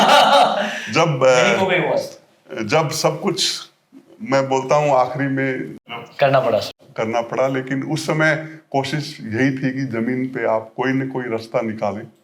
और हर मीटिंग में मार्टिन से मेरा यही बात होता था कि हम मिल करके कोई रास्ता निकालें। तो मार्टिन एक चीज बोलता था कि आप लोग वापस अपने कंट्री जा सकते हो, आप जाते क्यों नहीं? और मैं बोलता था कि ये जो हमारा हथियार है इसको आप ले जाने दो, बाकी सब कुछ तंबू, टेंटेज, राशन, सब कुछ मैं यहाँ छोड़ दूंगा, सिर्फ एक मेरे को मेरा हथियार, इसके साथ में मेरे को इज्जत से जाने दो, मैं आज जाता हूँ। पर वो एक ही चीज बोलता था कि मेरे ऊपर भी कोई फील्ड कमांडर है, उसके हुक्म के बिना मैं नहीं कर पाऊंगा। और फील्ड कमांडर का ऑर्डर यही है कि जिस तरीके से बाकी फोर्स यूएन का गया है उसी तरीके से इंडियंस जाएंगे, मतलब हथियार डाले बगैर आप नहीं जाओगे। तो मसला हथियार पे था, वरना ऑपरेशन खुखरी भी नहीं हुआ होता, इतना लड़ाई भी नहीं हुआ होता, कुछ नहीं हुआ होता, अगर वो सिर्फ हमारे को, मार्टिन समझता था इस बात को, लेकिन उनकी जो वर्टिकल हायरार्की, वो शायद इस चीज को नहीं समझ पा रहे थे। उनको लग रहा था कि एक दिन हथियार डाल देंगे, आज नहीं तो कल। कितने दिन तक आदमी भूखा रहेगा? तो राशन नहीं है तो कभी न कभी हथियार डालेगा। और जब उन्होंने घेर लिया है तो वो वाली बात है कि भाई अभी इट्स ए वेटिंग गेम, कि किस दिन शायद आप बोलो मैं अभी हथियार डालने के लिए तैयार हूँ। सर, जब सब कुछ इतना अच्छा चल ही रहा था, आप लोग वॉलीबॉल एक साथ खेल रहे हैं, पेट्रोलिंग एक साथ जा रहे हैं, तो ये अचानक से गड़बड़ कहाँ शुरू हुई? ऐसी क्या चीज़ हुई जिसकी वजह से टेंशन हो गई और फिर वो ऑपरेशन वाली हालात पैदा हुई? ये मुद्दा वही था हथियार डालने का। हमारे पे भी प्रेशर था कि आप जल्दी आरयूएफ को तैयार करो हथियार डालने के लिए। सिमिलरली जो बाकी फोर्स डिप्लॉय थी, घानियन आर्मी, मैकेनी मुकबराका, जो दूसरा इलाका था इसके अंदर सिरा लियोन में, उन्होंने कुछ आरयूएफ सोल्जर्स से शायद हथियार डलवा लिए, जो कि आरयूएफ को लग रहा था कि जबरदस्ती बाई फोर्स हथियार डलवा लिए हैं। तो आरयूएफ ने प्रोटेस्ट करने के लिए वहां पे गए, और जब आरयूएफ प्रोटेस्ट कर रहा था तो उनको घानियन आर्मी को हेडक्वार्टर से ऑर्डर्स आ गया फायरिंग करने के लिए, क्योंकि पोस्ट को काफी थ्रेट हो गया था। तो उन्होंने फायर खोला है। उस फायरिंग के अंदर आरयूएफ के 10-15 सोल्जर्स, जवान मारे जाते हैं। वो था ट्रिगर 1 मई।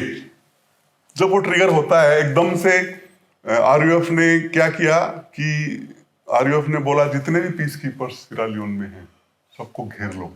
अनफॉर्चुनेटली ये इंसिडेंट हमारे को भी इंफॉर्मेशन नहीं हुआ। नहीं तो एक होता है ना कि इस तरीके का इंसिडेंट हो जाए तो शायद हम कॉशियस हो जाए, कॉशियस हो जाते सर। एंड ये सर 1 मई को हुआ इंसिडेंट। आई थिंक सर 2 मई को आपको हथियार उनसे वो कराने थे। फर्स्ट 1 मई को शाम में मेजर नायर की कंपनी में भी एक आरयूएफ का आदमी आता है, मेरी कंपनी में भी, कि सुबह हम हथियार डालने के लिए बातचीत करना चाहते हैं, जिसका हम इंतजार कर रहे हैं इतने दिनों से। वही मैसेज आपके पास आता है कि सुबह हम मीटिंग करना चाहते हैं जिसमें कि हम हथियार डालना चाहते हैं। तो सुबह हम बिल्कुल तैयार होकर के उनके टाउन स्क्वायर में, जो टाउन हॉल में इकट्ठा हो जाते हैं। एक टैक्टिक्स जो बाद में हमें भी मालूम चली कि आरयूएफ की एक टैक्टिक्स होती है, जब भी कोई इस तरीके की हालात होती है वो सबसे पहले उनके मिलिट्री फोर्स के कमांडर को अलग करते हैं उनके ट्रूप्स से। ये उनकी टीचिंग है कि आप ट्रैप करके किसी भी तरीके से मिलिट्री के जो कमांडर्स हैं उनको अलग कर दो। Excellent strategies. तो उन्होंने दोनों कंपनी कमांडर को बुला लिया इस मीटिंग में, टाउन स्क्वायर में। हाँ, टाउन हॉल के अंदर। और सडनली टाउन हॉल के दरवाजे बंद हो जाते हैं और हमारे ऊपर हथियार लेकर के खड़े हो जाते हैं। ये 2 मई को सर आप और मेजर नायर टाउन हॉल जाते हैं सर मीटिंग करने के लिए कि वो हथियार डालेंगे।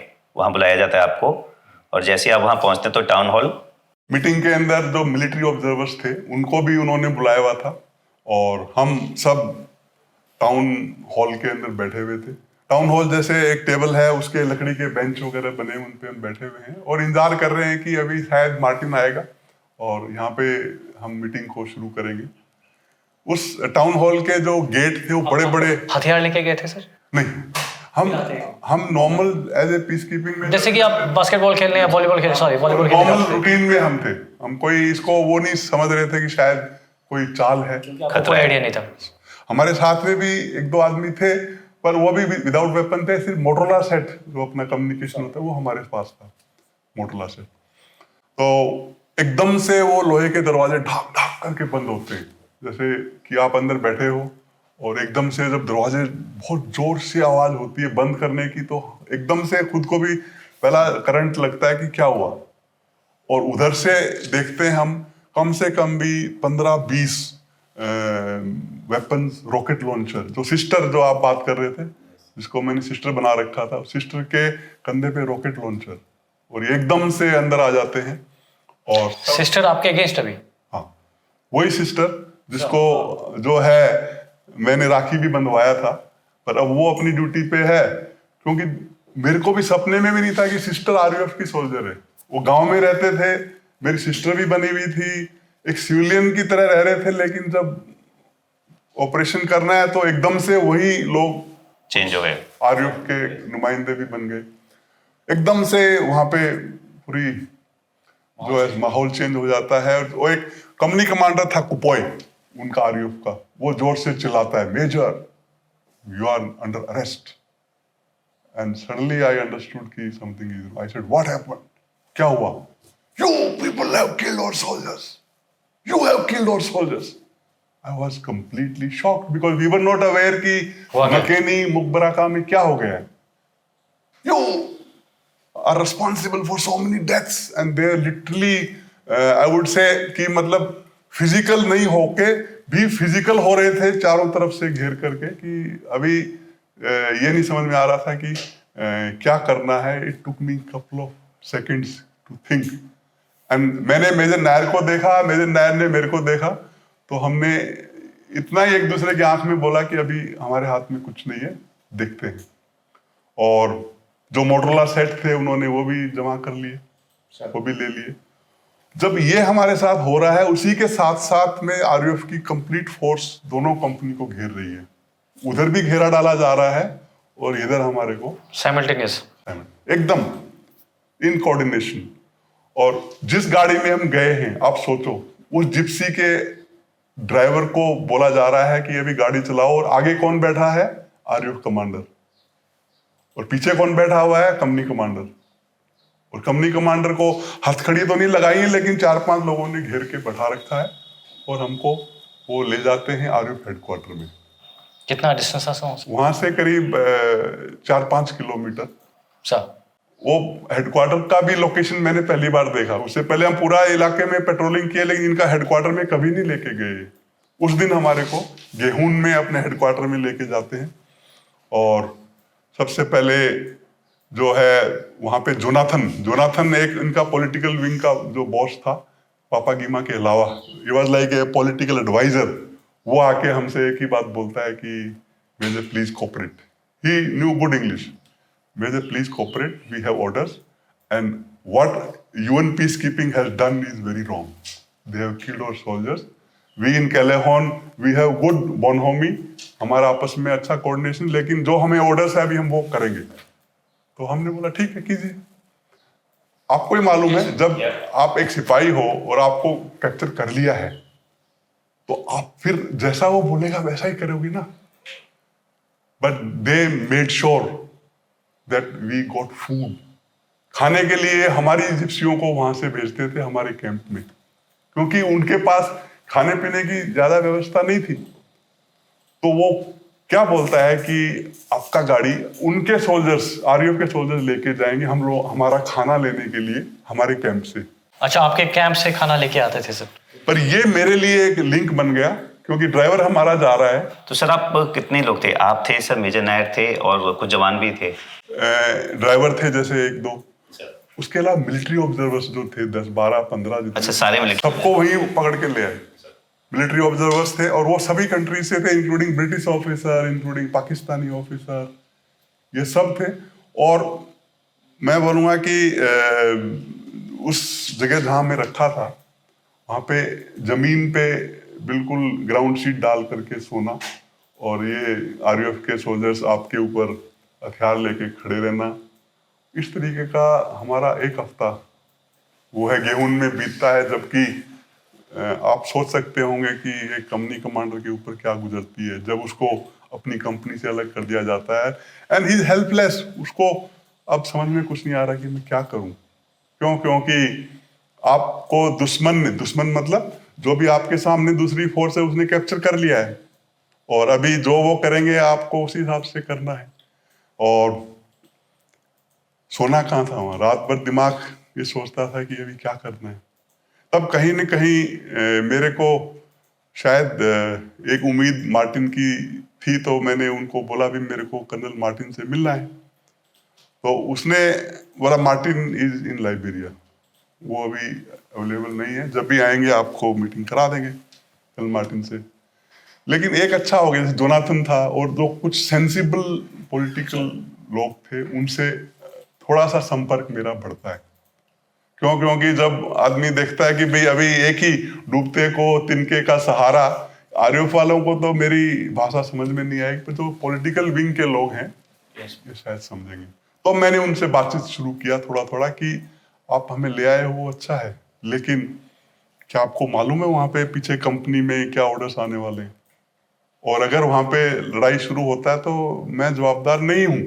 क्योंकि मैं यहाँ पे तुमने लाके तो बैठा दिया है, पर अगर हेडक्वार्टर से ऑर्डर आ गया और वहां फायरिंग शुरू हो जाता तो फिर।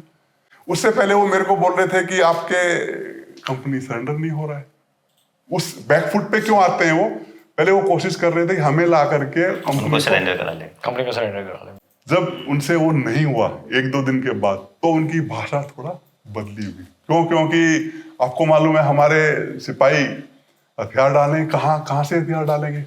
वो तो अपनी जान कुर्बान कर देंगे, हथियार नहीं डालेंगे। तब उनकी भाषा बदली होती है कि मेजर आपके सर यहाँ पे if you could just cover एक बार कि जैसे कि घाना और कीनिया इनके फोर्सेस भी थे और जिन्होंने अपने वेपन्स ले डाउन कर दिए थे, तो उनको कैसे ट्रीट किया गया था? Actually it was A multinational force, तो काफ़ी कंट्रीज के कंटिजेंट्स थे। एंड आज मैं बोलूँगा कि सिवाय इंडियंस के सबने हथियार डाले और उनको लाइबेरिया में ले जाके छोड़ा गया। और लाइबेरिया का रास्ता कैलेहोन के साथ से जाता था, तो हम जहाँ पे थे वहाँ से हमने देखा है ट्रक्स के अंदर लोड करके ले जाते हुए, उनकी यूनिफॉर्म भी नहीं उन्होंने पहनी हुई है, सिर्फ अंडरगारमेंट्स के अंदर उनको लेकर के गए। एंड आरयूएफ एस्कॉर्ट करके लेके जाता था सब वहाँ। एंड लाइबेरिया में ले जाके छोड़ रहे हैं और फिर लाइबेरिया के थ्रू उनको अपने अपने कंट्री में भेजा जा रहा है। ये सीन हमने देखा और मैं बोलूँगा कि उससे और ज़्यादा बेइज्जती। यस। मतलब दिल में बैठ गया था हथियार नहीं डालेंगे, वो तो वैसे भी नहीं डालना था, लेकिन ये देखने के बाद कि किस तरीके से उनको जैसे ट्रक में पीछे लोड किया हुआ है सबको अंडरगारमेंट्स में और उनको लेकर के जा रहे हैं, तो वो बाकी ट्रीटमेंट मुझे नहीं पता, पर ये तो मैंने जो आंख से देखा आपसे वो शेयर कर रहा हूँ। और आज सबसे बड़ा अपने आप को सेटिस्फेक्शन, खुशनसीब मानता हूँ कि उस कंपनी में हम कंपनी कमांडर थे जिस कंपनी ने बोला कि हमारी जान चली जाए लेकिन हथियार नहीं डालेंगे, हम इस हथियार की पूजा करते हैं। We are so proud of you, sir. Yes. We are so proud of the entire company जो आपके साथ थे। सर इसमें और एक चीज़ मुझे ध्यान आता है, जब आप कैप्टिविटी में थे उनके लाइक आई वुड से लाइक प्रिजनर्स, उस समय हमने भी जब कॉन्गो में देखा है सर, जब हम थे वहाँ पे इवेंट में, सो आधे टाइम ये नशे के धुत होते हैं सर, आंखें ऐसी उनको समझ में आता नहीं है and they are trigger happy और चाइल्ड सोल्जर्स। तो आपने उस समय जब आप कैप्टिविटी में थे तो ऐसा कुछ देखा या? देखा इनके ड्रग्स काफी जो हाई ऑन ड्रग्स, और जैसे मैंने बोला कि इनकी लीडरशिप यंग बच्चों के पास थी, तो जो मिलिट्री में जो बच्चे थे आरयूएफ के वो बहुत ही 15-16 साल के लड़के थे, और जैसे आपने बोला आंखें लाल, और वो जो कब उसका उंगली ट्रिगर पे दब जाएगा पता नहीं। एंड मैं आपको शेयर करूंगा जो शायद एक बड़ा प्रैक्टिकल इंसिडेंट है कि हर दिन सुबह जब बॉटल परेड के लिए जाओ तो जब अगर गार्ड खड़ा हो तो कंफर्टेबल आप नहीं हो सकते। तो 1-2 दिन परेशान होने के बाद में मैंने सुबह उठ करके बोला where are my bodyguards, please come. They felt offended कि हम बॉडीगार्ड नहीं है, हम सोल्जर हैं। I said no, you guarding me, come let's गो।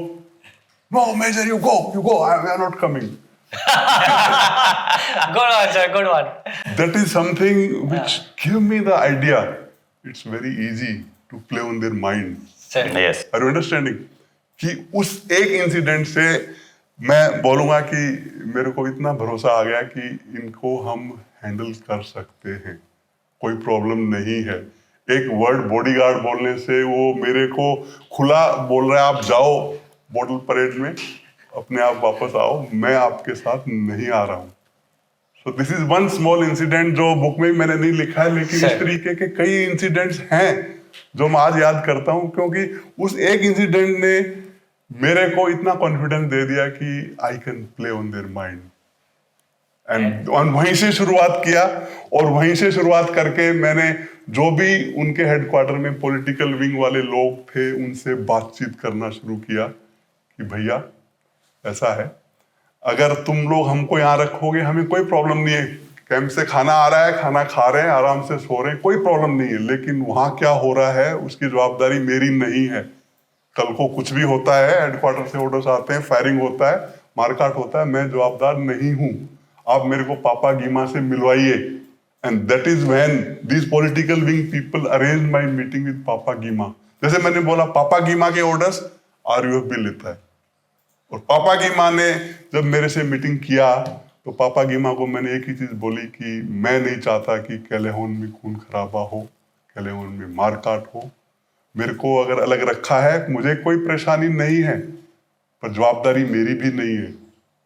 और पापा गीमा के माइंड में हम ये बात डाल सके कि भाई अगर कंपनी कमांडर वापस कंपनी में होगा तो बेटर है, क्योंकि जिस मकसद से कंपनी कमांडर को अलग ले गए हो हथियार डलवाने के लिए, वो तो हथियार हमारे सिपाही नहीं डाल रहे हैं और डालेंगे भी नहीं। और वो उससे एक बैकफुट पे आ गए थे कि इंडियन ट्रूप्स हथियार नहीं डाल रहे हैं। उनको लगा शायद कंपनी कमांडर को पकड़ के ले जाएंगे, उनको धमकाएंगे, कंपनी कमांडर को मार देंगे, हथियार डाल दो, लेकिन हमारे सिपाही ने हथियार नहीं डाले। और वहीं से शुरुआत होती है जब कि पापा गीमा इस चीज को समझता है और हमारे को वापस कंपनी में आने के ऑर्डर्स आरयूएफ को देता है कि कंपनी कमांडर को। अमेजिंग सर, जो आपने बताया कि ये तो किताबों में लिखा हुआ है ऐसा कि battles are won in the mind, और आपने बिल्कुल वही खेला सर। ये मैन्यूवर बोलते हैं, मैन्यूरिस्टिक माइंडसेट, माइंड, वो मैंने वहां से सीखा। जैसे बोलता है एक एट्रिशन, एक होता है मैन्यूवर, जो आर्मर्ड कोर या मैक फोर्सेस को यूज किया जाए। मैन्यूवर वाला बंदा हमेशा दिमाग को हिट करता है, यस, और एट्रिशन वाला बंदा बॉडी ब्लो। So, उस समय बॉडी ब्लो का जरूरत नहीं था, उस समय था मैन्यूवर। और मैन्यूवर सही जो है दिमाग में सही बात डाल करके सही तरीके से वापस कंपनी में आ गए। तो ये आपने ठीक बोला, ये टर्निंग पॉइंट था। अगर शायद यस, वहां हमें नहीं छोड़ा होता और कैप्टिविटी में रखा होता तो ऑपरेशन खुखरी का ब्रेन चाइल्ड और ये सब मिनी खुखरी और खुखरी आगे जो भी हुआ, और मार्टिन भी ऑफेंडेड हो गया जब हमको वापस कंपनी में भेजा है। मार्टिन नाराज हो गया है, मार्टिन नाराज है, पर पापा गीमा is more powerful. Papa Gima tells Martin my order. Martin को हुक्म मानना पड़ा। कुछ दिन मार्टिन भी नाराज हुआ, पर उसके बाद धीरे धीरे मार्टिन को भी वापस पहले जैसा हम बना सके। लेकिन ये एक बोलते हैं कि जैसे आप भी यूएन में गए हैं, यूएन में डिप्लोमेसी मिलिट्री ड्यूटी से भी ज्यादा जरूरी है डिप्लोमेसी। मैंने तो ऑन ग्राउंड सीखा, मेरे को कोई डिप्लोमेसी का एक्सपीरियंस नहीं था। जो हालात सिचुएशन ऐसी आ जाती है तो दिमाग हिलना शुरू करता है और नए कोई आइडिया निकालता है।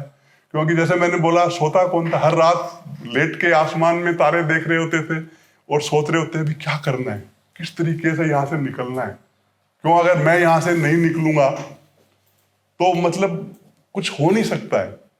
और ये जो कैंप है, यहाँ से अगर हम भागने की भी कोशिश करेंगे हम कामयाब नहीं होंगे, क्योंकि जितना घेराबंदी उन्होंने किया हुआ था, वहां से एक ही तरीका था निकलने का था कि यार ये जो भगवान ने एक दिमाग दिया है, इसको इस्तेमाल करो। और वही दिमाग इस्तेमाल किया, सही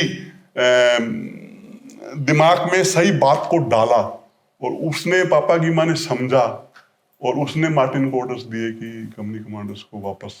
तो सर ये कितने दिनों बाद आपको छोड़ा गया, और आपको और मेजर नायर को छोड़ा गया या बाकी जो ऑब्जर्वर्स थे उनको भी? एक हफ्ता हम कैप्टिविटी में रहे, 1 वीक, 7 दिन। पहले सबसे पहले मेरे को भेजा उन्होंने, फिर मेजर नायर को, और उसके बाद पापा गीमा से ही जब एक बार मैं वापस आता हूं तो मैंने ये जो गांव में घूमने वाला रूटीन बंद नहीं किया। ये नहीं कि आप वापस आ गए और अपनी कंपनी में आगे बैठ गए तो कुछ नहीं होता।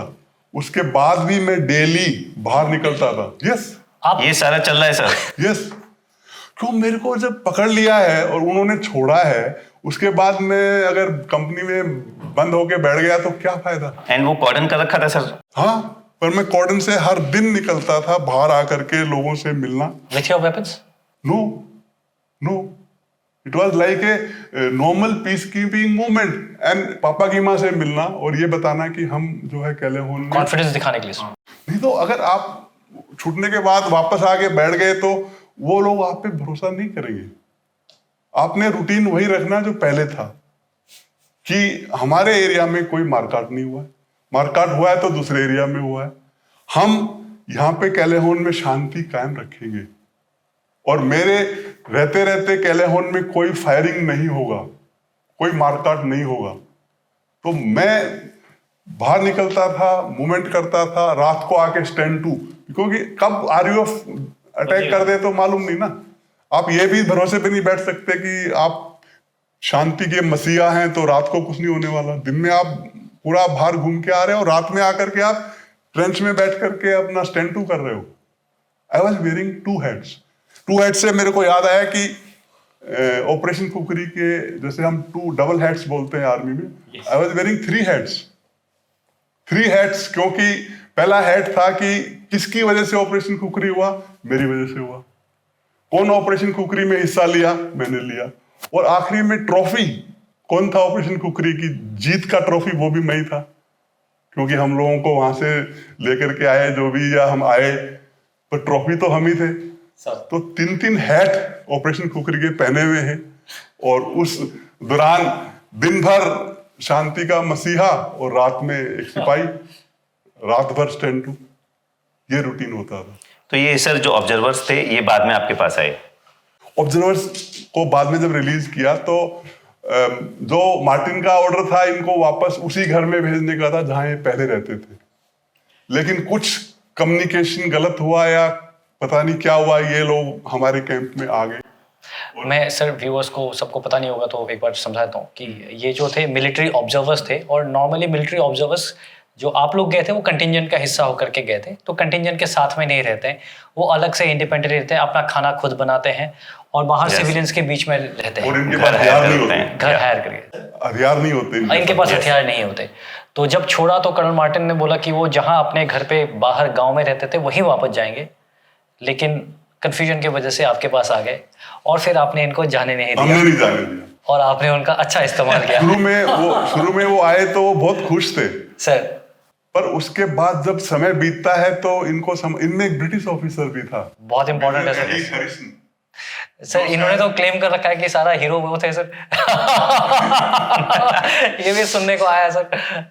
He has written an article and he has written his viewpoint, but main issue हमारे साथ ये था कि एक ब्रिटिश ऑफिसर अगर आपके पास है तो आपके लिए बहुत बड़ा एक वो बार्गेनिंग चिप बोल सकते हैं, एटलीस्ट 2000 में सर। यस, उस जमाने में तो अंदर तो ये आ गए, पर कुछ दिनों के बाद इनका दिमाग काम करने लगा कि यार हमारे पास तो हथियार ही नहीं, हम तो सरेंडर हो सकते हैं जा करके। हम क्यों फंसे इनके साथ?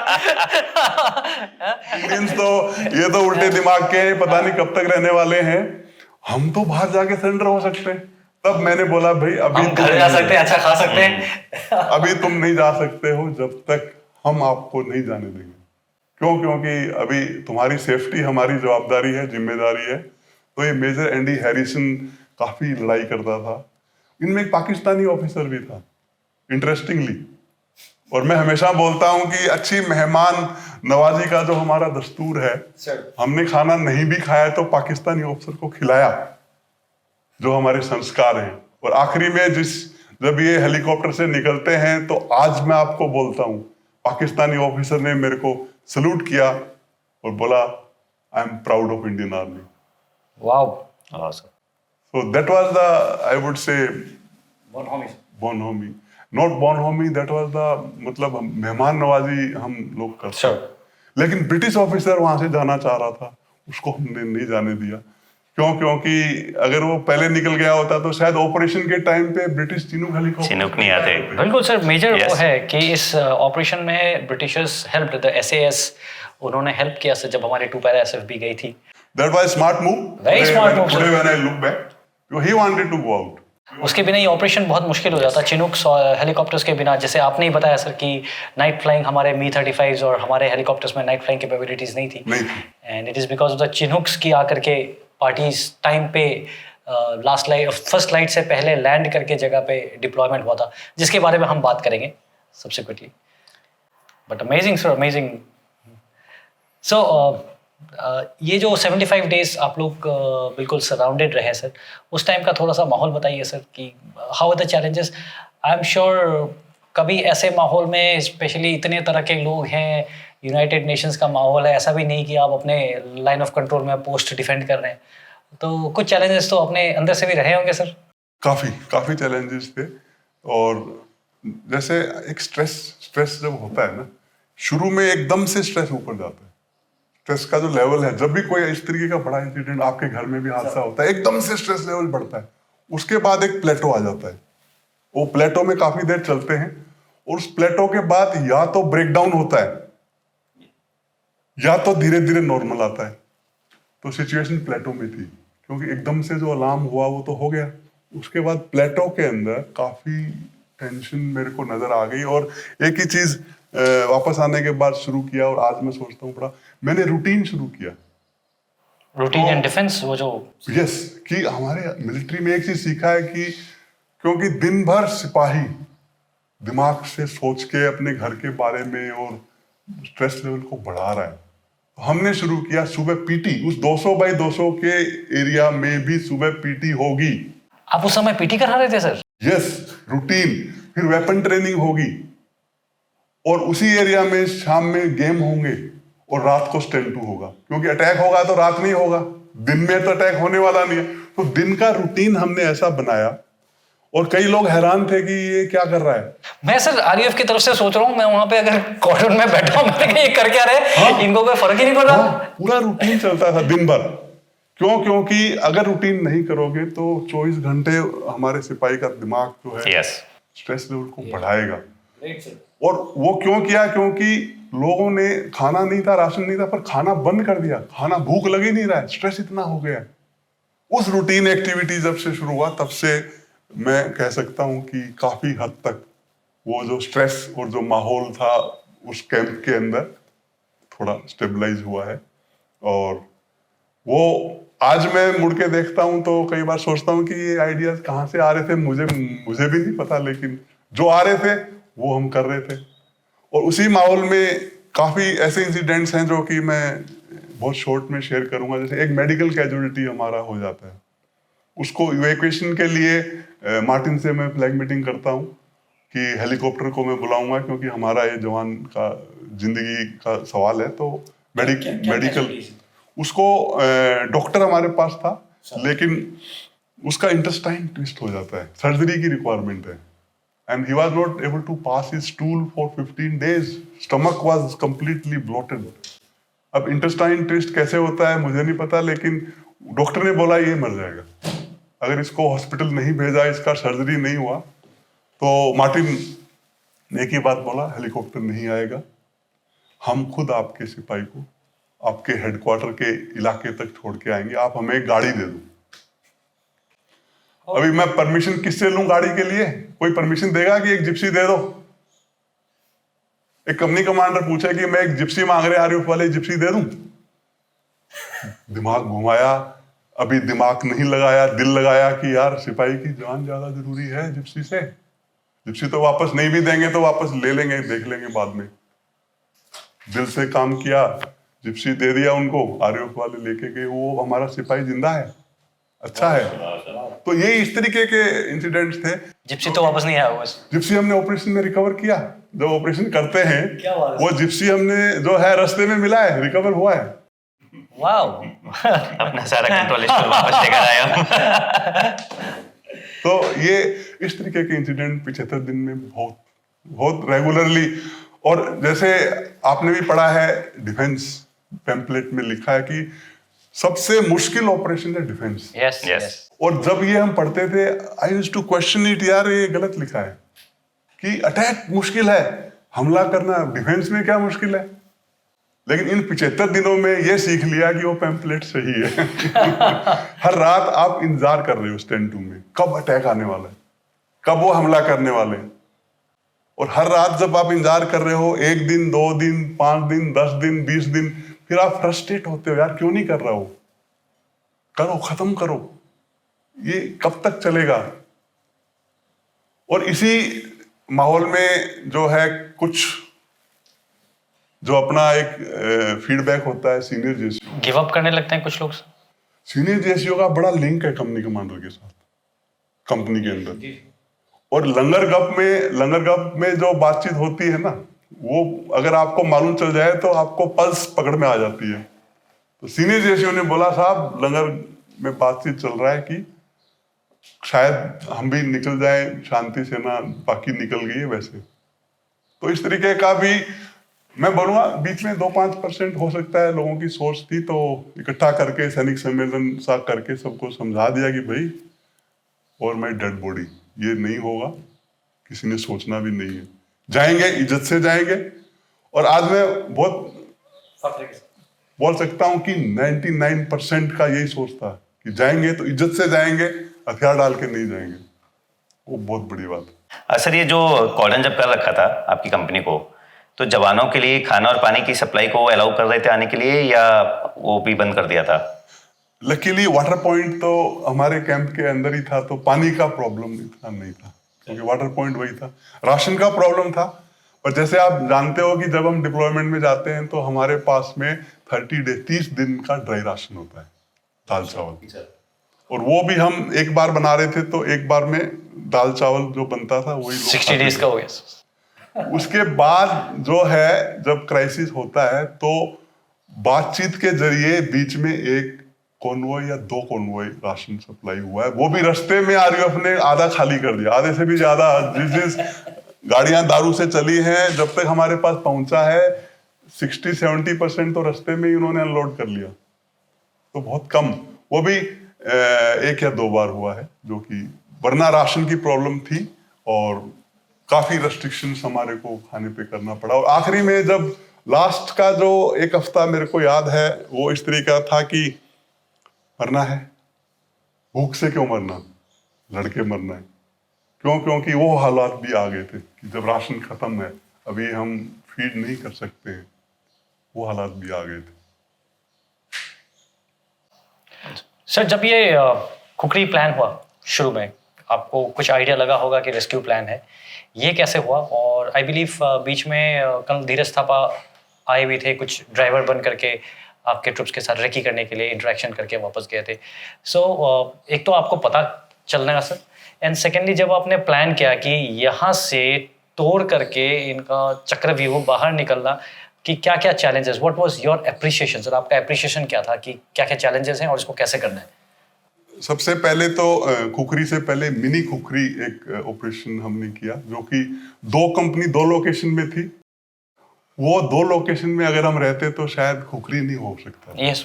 तो वो ऑपरेशन हॉस्पिटल से हमने जो है जंगल के रास्ते और वो कंपनी के साथ में आरयूएफ का घेरा तोड़ करके वापस जो हाई ग्राउंड वाली कंपनी, मेजर नायर की कंपनी, उसके साथ में इंटीग्रेशन जो होना एक बहुत बड़ा सक्सेस स्टोरी है, जो बहुत कम लोगों को मालूम है कि खुखरी मेन ऑपरेशन से पहले एक मिनी खुखरी भी हुआ था। Yes yes. और वो मिनी खुखरी अगर नहीं होता तो शायद ऑपरेशन पॉसिबल नहीं था। नहीं। और वो मिनी खुखरी हमने जो भी किया था, वो आई कैन से कि अगेन मैन ऑन ग्राउंड, बिना परमिशन के। जो डिसीजन था वो डिसीजन कंपनी कमांडर का था। इसको जरा बताइए सर, क्या वो एक्चुअली क्या हुआ था कि लाइबेरिया में कुछ इश्यूज शुरू हो गए थे, तो कुछ आरयूएफ की फोर्स को डाइवर्जन किया था लाइबेरिया की तरफ। ये मार्टिन ने मेरे से शेयर किया था एक मीटिंग में। तो उनका घेरा काफी ढीला हो गया था कुछ टाइम के लिए, क्योंकि कुछ आरयूएफ के जवानों को यहाँ से डाइवर्ट किया था, और वो लकीली मेरे टाइम में फिट हो रहा था कि ये मौका सही है जो आप अभी हॉस्पिटल लोकेशन से कंपनी को लेकर के हाई ग्राउंड में जा सकते। आपने पहले प्रैक्टिस भी किया होगा इसका sir? Suddenly you said go and everybody went. हमारा एक वाटर पॉइंट के लिए गाड़ी जाता था, उस गाड़ी में कुछ जो हमारा हैवी टेंटेज सामान था वो निकाला धीरे धीरे करके, ट्रिकल मेथड में सर। और one fine evening we said go. And ये जो ऑपरेशन था रात के समय हुआ, और जैसे आपने बोला रात को ये जो ड्रग्स और काफी कुछ नशे में रहते हैं आरयूएफ वाले, सर उसका भी हमारे को फायदा मिला और हम किसी तरीके से इंटीग्रेशन वापस हाई ग्राउंड में पहुंच गए। And they give you a fight, sir उन्होंने फाइट किया and... तो ये ऑपरेशन जो हुआ था मिनी खुकरी, ये होने के बाद फिर हमारे को कॉन्फिडेंस भरोसा और आ गया कि ये हो सकता है, कोई मुश्किल नहीं है। और हाई ग्राउंड से रेडियो सेट से मुझे भी नहीं मालूम था कि फोर्स कमांडर से बात हो सकता है। कितने दिन 1 महीना निकल चुका था सर। हमारा रेडियो सेट से बात सिर्फ बटालियन कमांडर से होता था। तो एक दिन मेरे को याद है कि मैंने सिग्नल ऑपरेटर को बुलाया कि यार फोर्स हेडक्वार्टर में बात क्यों नहीं हो सकता। उसने बोला हो सकता है। मैंने कहा करो। And believe you me that was the start point, क्योंकि जब मैंने रेडियो सेट पे कॉल किया है फोर्स कमांडर को, general Jetley as a force commander he said कि यार मुझे भी नहीं पता था कि तुम्हारे से मेरी डायरेक्ट बात हो सकती है। उससे पहले फोर्स कमांडर बटालियन कमांडर से बात कर रहे थे, बटालियन कमांडर मेरे से बात कर रहा था, तो कम्युनिकेशन का चैनल ये चल रहा था। तो फोर्स कमांडर से बात होती है तो एक ही बात होती है कि सर आएंगे तो इज्जत से आएंगे। उन्होंने बोला कि क्या तुम लोग लड़ने के लिए तैयार हो?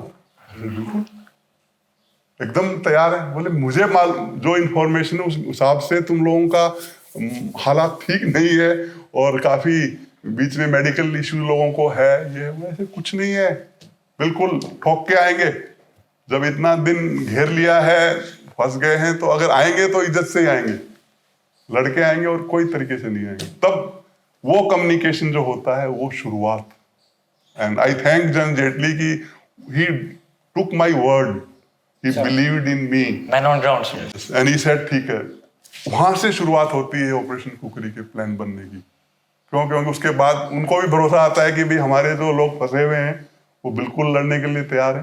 वो कह रहे हैं कि हम लड़के निकल आएंगे यहाँ से। तो उन्होंने लिंकअप ऑपरेशन को, इससे पहले वो रेस्क्यू सोच रहे होंगे, अभी उनको लगा कि अभी तो ब्रेकआउट या लिंकअप हो सकता है। लिंकअप हो सकता है, या उससे पहले उनके दिमाग में ये भी चल रहा होगा कि शायद अल्टीमेटली हथियार भी डालने पड़े। क्योंकि एक सिचुएशन ये भी हो सकती है। लेकिन ये 100% है कि उस रेडियो सेट का जो कम्युनिकेशन हुआ है, उस कम्युनिकेशन के बाद ये जो प्लानिंग शुरू होता है और एक कॉन्फिडेंस उनको मिलता है कि नहीं हम बिल्कुल लड़ने के लिए तैयार हैं। और उनको फीडबैक था, मुझे नहीं मालूम कहाँ से फीडबैक था, तो उनको ये क्लियर हो गया कि भी हमारे कैलेवन वाले लड़के बिल्कुल फिट है, लड़ेंगे। इसी बीच में सर आपकी मीटिंग फील्ड कमांडर के साथ भी हुई, जो आरएएफ का फील्ड कमांडर था। इनफैक्ट वो शायद किसी के साथ भी मीटिंग करने के लिए तैयार ही नहीं था, किसी भी यूएन रैप के साथ, बट आपने मीटिंग करी और डिस्कशन भी किया उसके साथ। Actually it was other way around sir. जब पूरा जमीन पे कोशिश मैंने कर लिया था मार्टिन के साथ, तो मेरे को एक आखिरी तरीका ये था कि शायद एक मैं फील्ड कमांडर से मीटिंग कर सकूं, उसको समझा सकूं। जो बात मैं समझाना चाह रहा था कि हम अपने हथियार के साथ जाने के लिए तैयार हैं और बिल्कुल हथियार डालने का कोई भी उम्मीद वो ना रखें। तो मार्टिन को मैंने बोला हुआ था कि मैं फील्ड कमांडर से मिलना चाहता हूँ, क्योंकि हर बार मार्टिन मेरे को यही बोलता था कि फील्ड कमांडर से मेरे को ऑर्डर्स लेने पड़ते हैं। तो दिमाग में आया कि जिससे ऑर्डर लेता है एक बार उससे मिलके देख लेते हैं।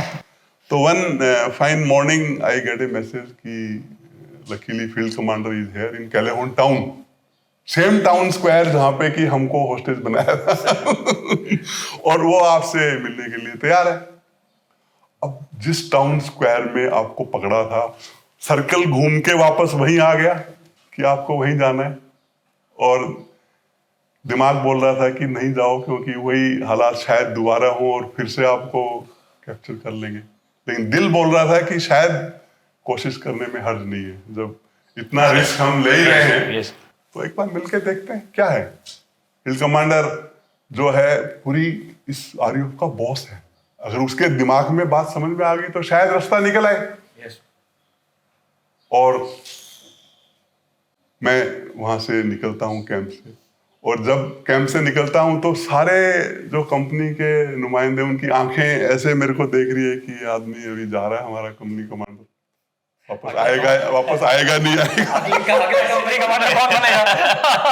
ये फिर से पकड़ा जाएगा। वापस आने वाला है या नहीं आने वाला है, कुछ नहीं मालूम। ये सबको मालूम था कि जब मैसेज बाहर से आता था तो सबको पता चल जाता था कि ये मैसेज आया, क्योंकि मैसेज आता था बैरियर के ऊपर कि कंपनी कमांडर को बुलाया है। और कंपनी कमांडर को मेरा सीनियर जीशु मेरे को बोल, साहब मत जाओ, मत जाओ, मेरी आत्मा कह रही मत जाओ।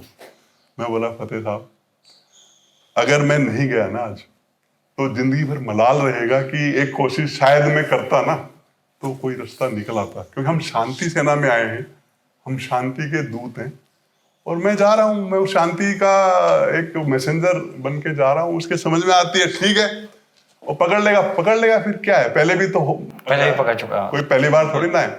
मैं जाऊंगा और मैं बाहर निकलता हूँ और उनके वही टाउन स्क्वायर जहाँ पे जब फील्ड कमांडर आता है तो कितनी सिक्योरिटी और कितनी फोर्स लगी हुई है, कम से कम 100 मीटर से पहले ही उनकी फोर्स शुरू हो जाती है और सब मेरे को देख रहे हैं कि मेजर साहब फील्ड कमांडर के सामने पेश हो रहे हैं। और टाउन हॉल में फील्ड कमांडर उनका बैठा हुआ है और उसकी पूरे साथ में उसकी हायरार्की और जितने भी आरयूएफ के टॉप बॉसेस हैं सब बैठे हुए, और मैं जाके खड़ा हो जाता हूँ उसके सामने। वो मेरे को बैठने का भी नहीं बोलते, मैं खड़ा रहता हूँ। जैसे एक अदालत में आप आके खड़े हो जाते हो वैसे मैं खड़ा हुआ हूँ सामने, और वो मेरे को बोलता है जनरल ईसा बोलता है, yes major, you wanted to meet me, tell me, because I am told you are holding Calhoun people in good respect and people respect you a lot, and this is the feedback I have received, that is how I have decided to meet you.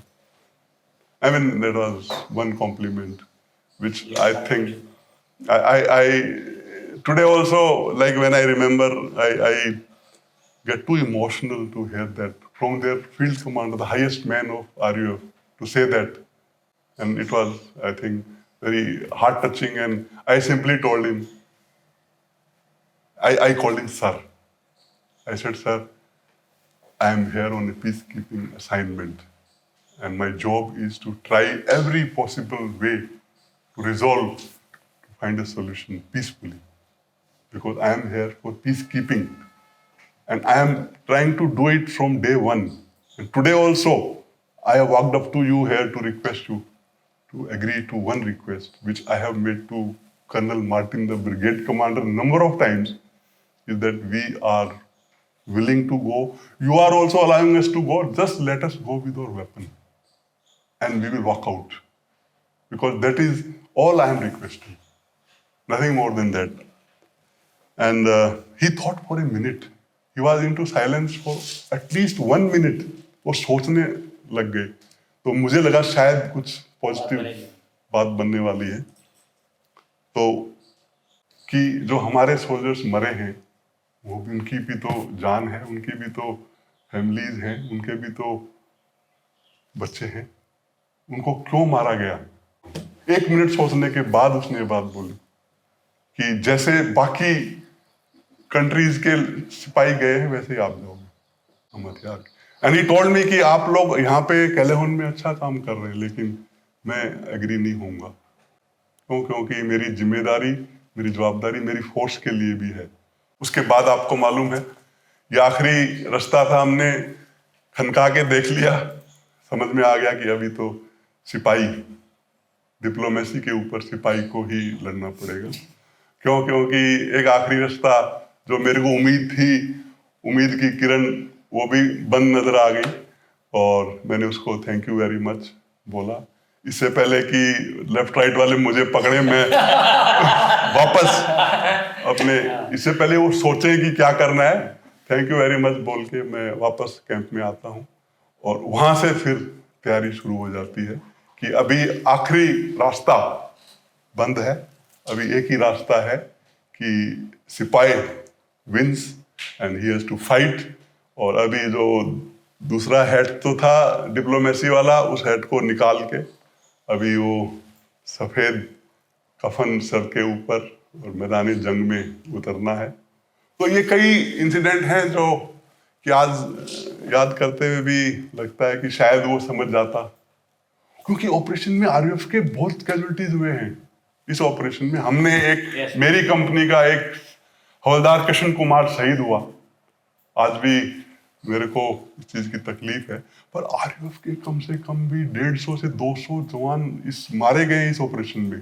शायद वो अगर field commander उस चीज को समझ जाता तो वो कैजुअलिटीज नहीं हुई होती, पर वो लिखा था, वो ऑपरेशन होना था, ऑपरेशन हुआ, और उस ऑपरेशन के बाद सिरा लियोन में शांति कायम हुई है, डेमोक्रेसी आई है। सिरा लियोन के लोग आज भी हिंदुस्तान को सलाम करते हैं, धन्यवाद बोलते हैं कि इंडियन ट्रूप्स ने आरयूएफ को सबक सिखाया, तो आरयूएफ दोबारा नेगोशिएशन के लिए टेबल के ऊपर आता है, शांति कायम होती है।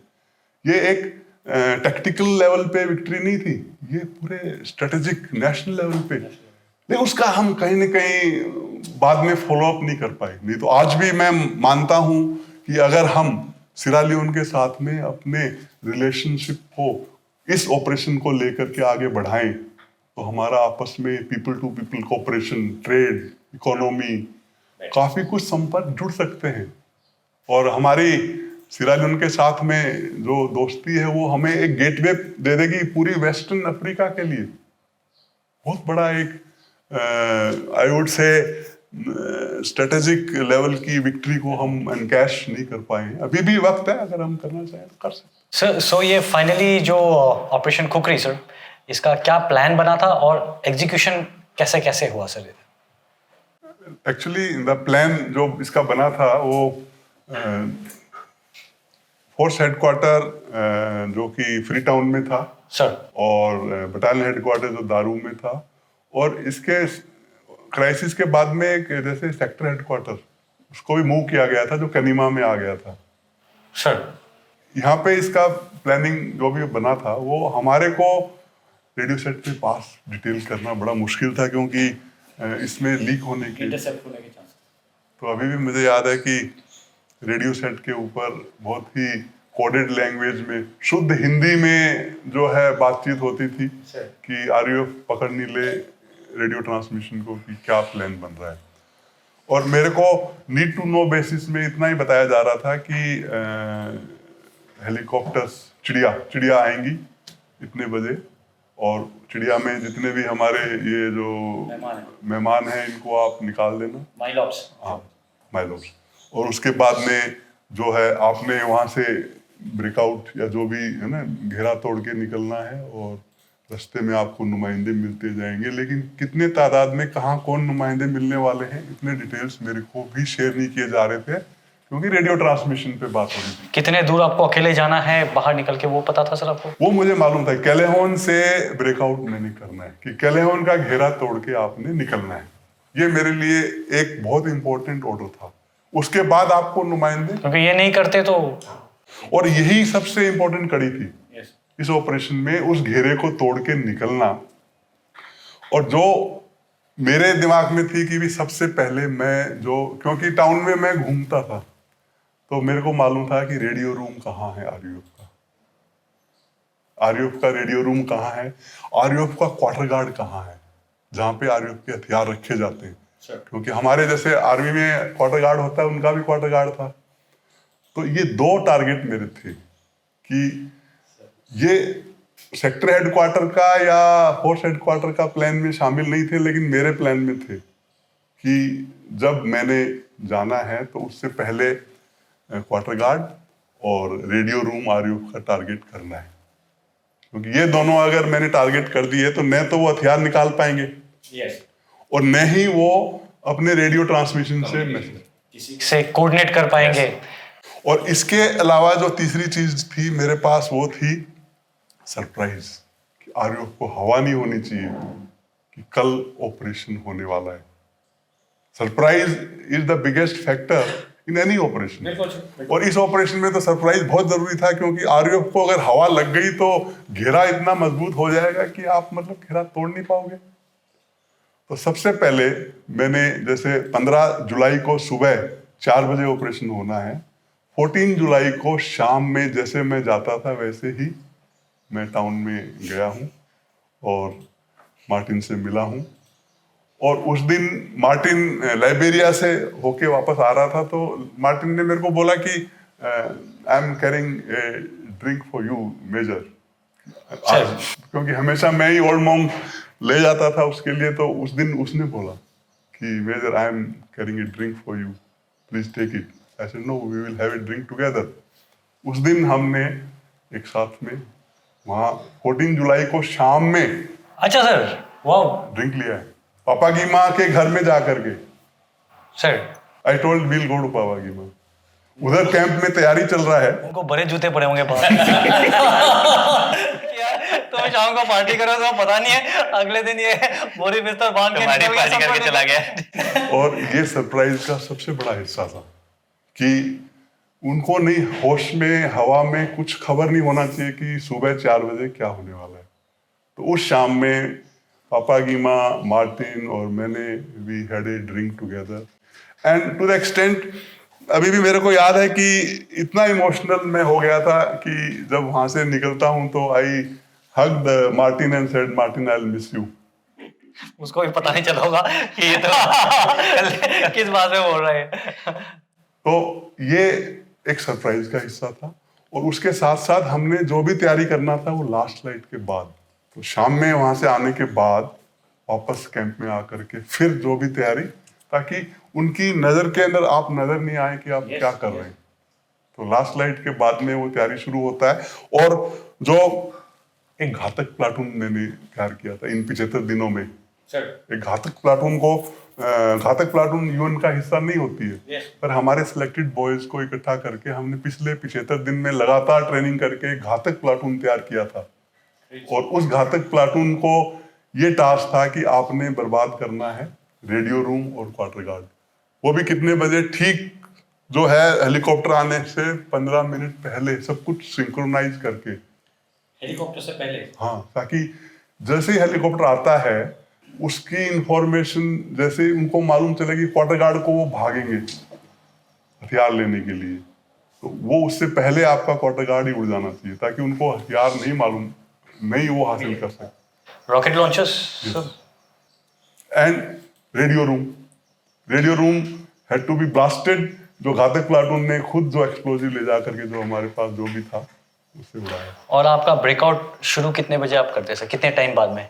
ये जैसे सीक्वेंस में अगर मैं बोलूं, सबसे पहले रेडियो रूम और घातक 15 मिनट पहले जैसे हेलीकॉप्टर आते हैं सर, उसी हेलीकॉप्टर के अंदर जो है धीरज थापा जो लाइजन ऑफिसर होता है, you are the first man who met me and told me कि सर वो मैं एलो एक्सचेंज हूँ, मेरे पास कम्युनिकेशन है आपका वो मेरे कंपनी कमांडर से बात करने के लिए। पर जैसे हेलीकॉप्टर लैंड होते हैं वैसे ही फायरिंग शुरू हो जाता है और वो फायरिंग दोनों तरफ से शुरू होता है।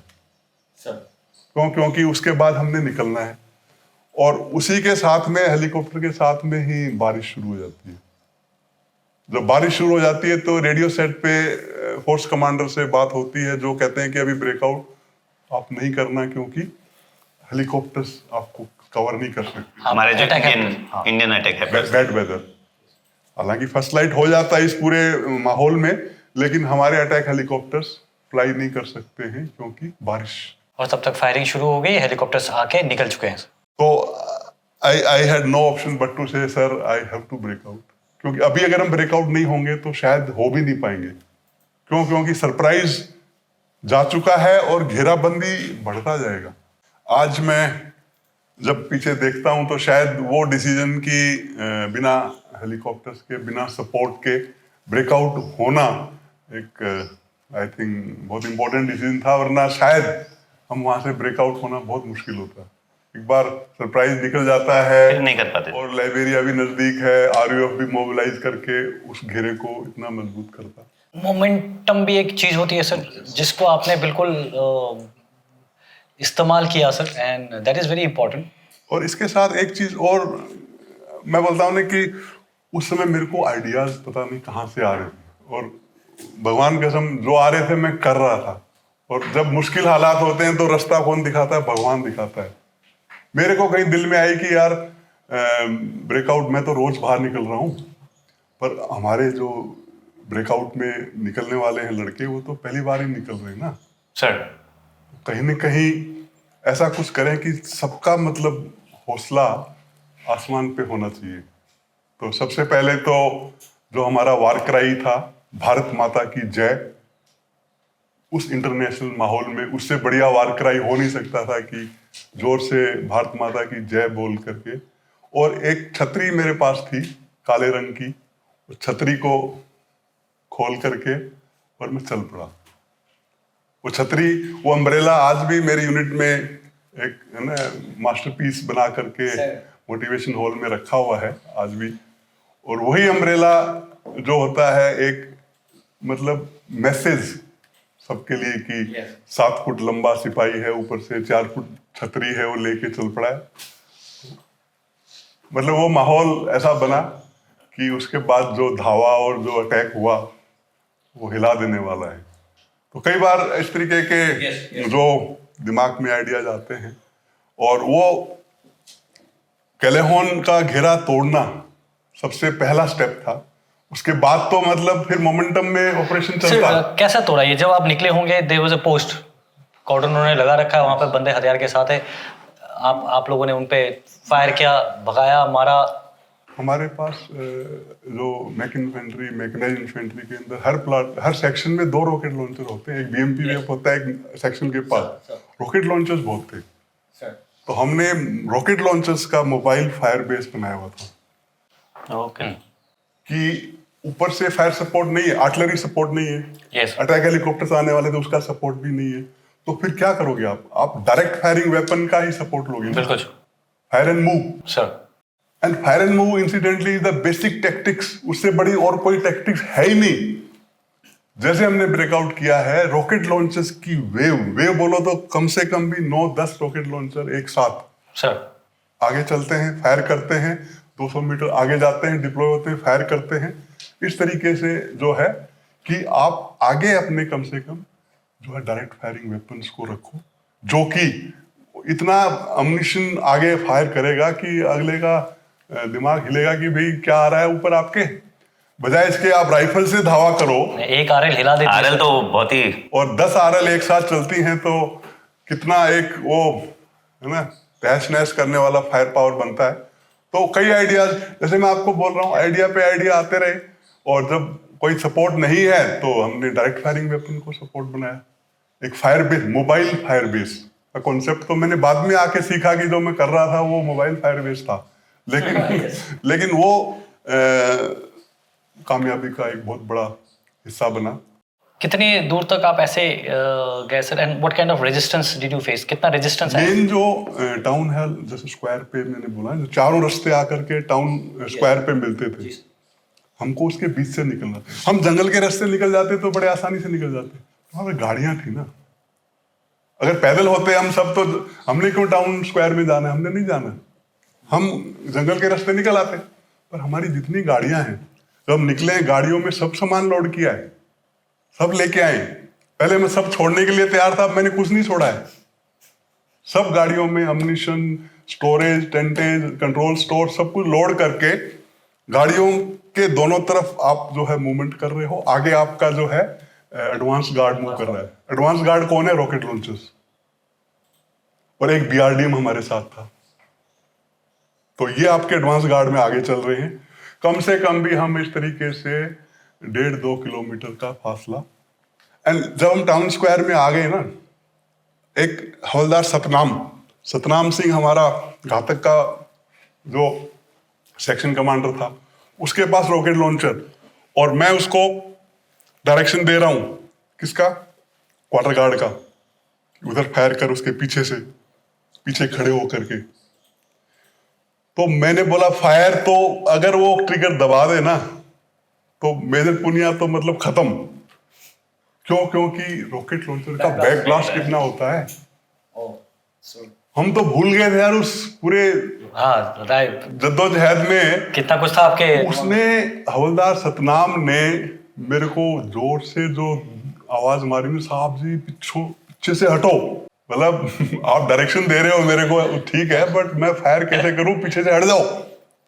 अगर मैं खड़ा रहूं और वो ट्रिगर दबा दे तो शायद तो मैं कहना चाह रहा हूं कि हमने वही रास्ता लिया जो रास्ते से गाड़ियों ने आना था। हमने ऐसे नहीं किया कि भी गाड़ी इधर से आ जाए और हम पैदल उधर से निकल जाएं। सर तो हम ये जो मोबाइल फायर बेस बना करके रॉकेट लॉन्चर्स की टाउन स्क्वायर तक आकर के कैप्चर किया है।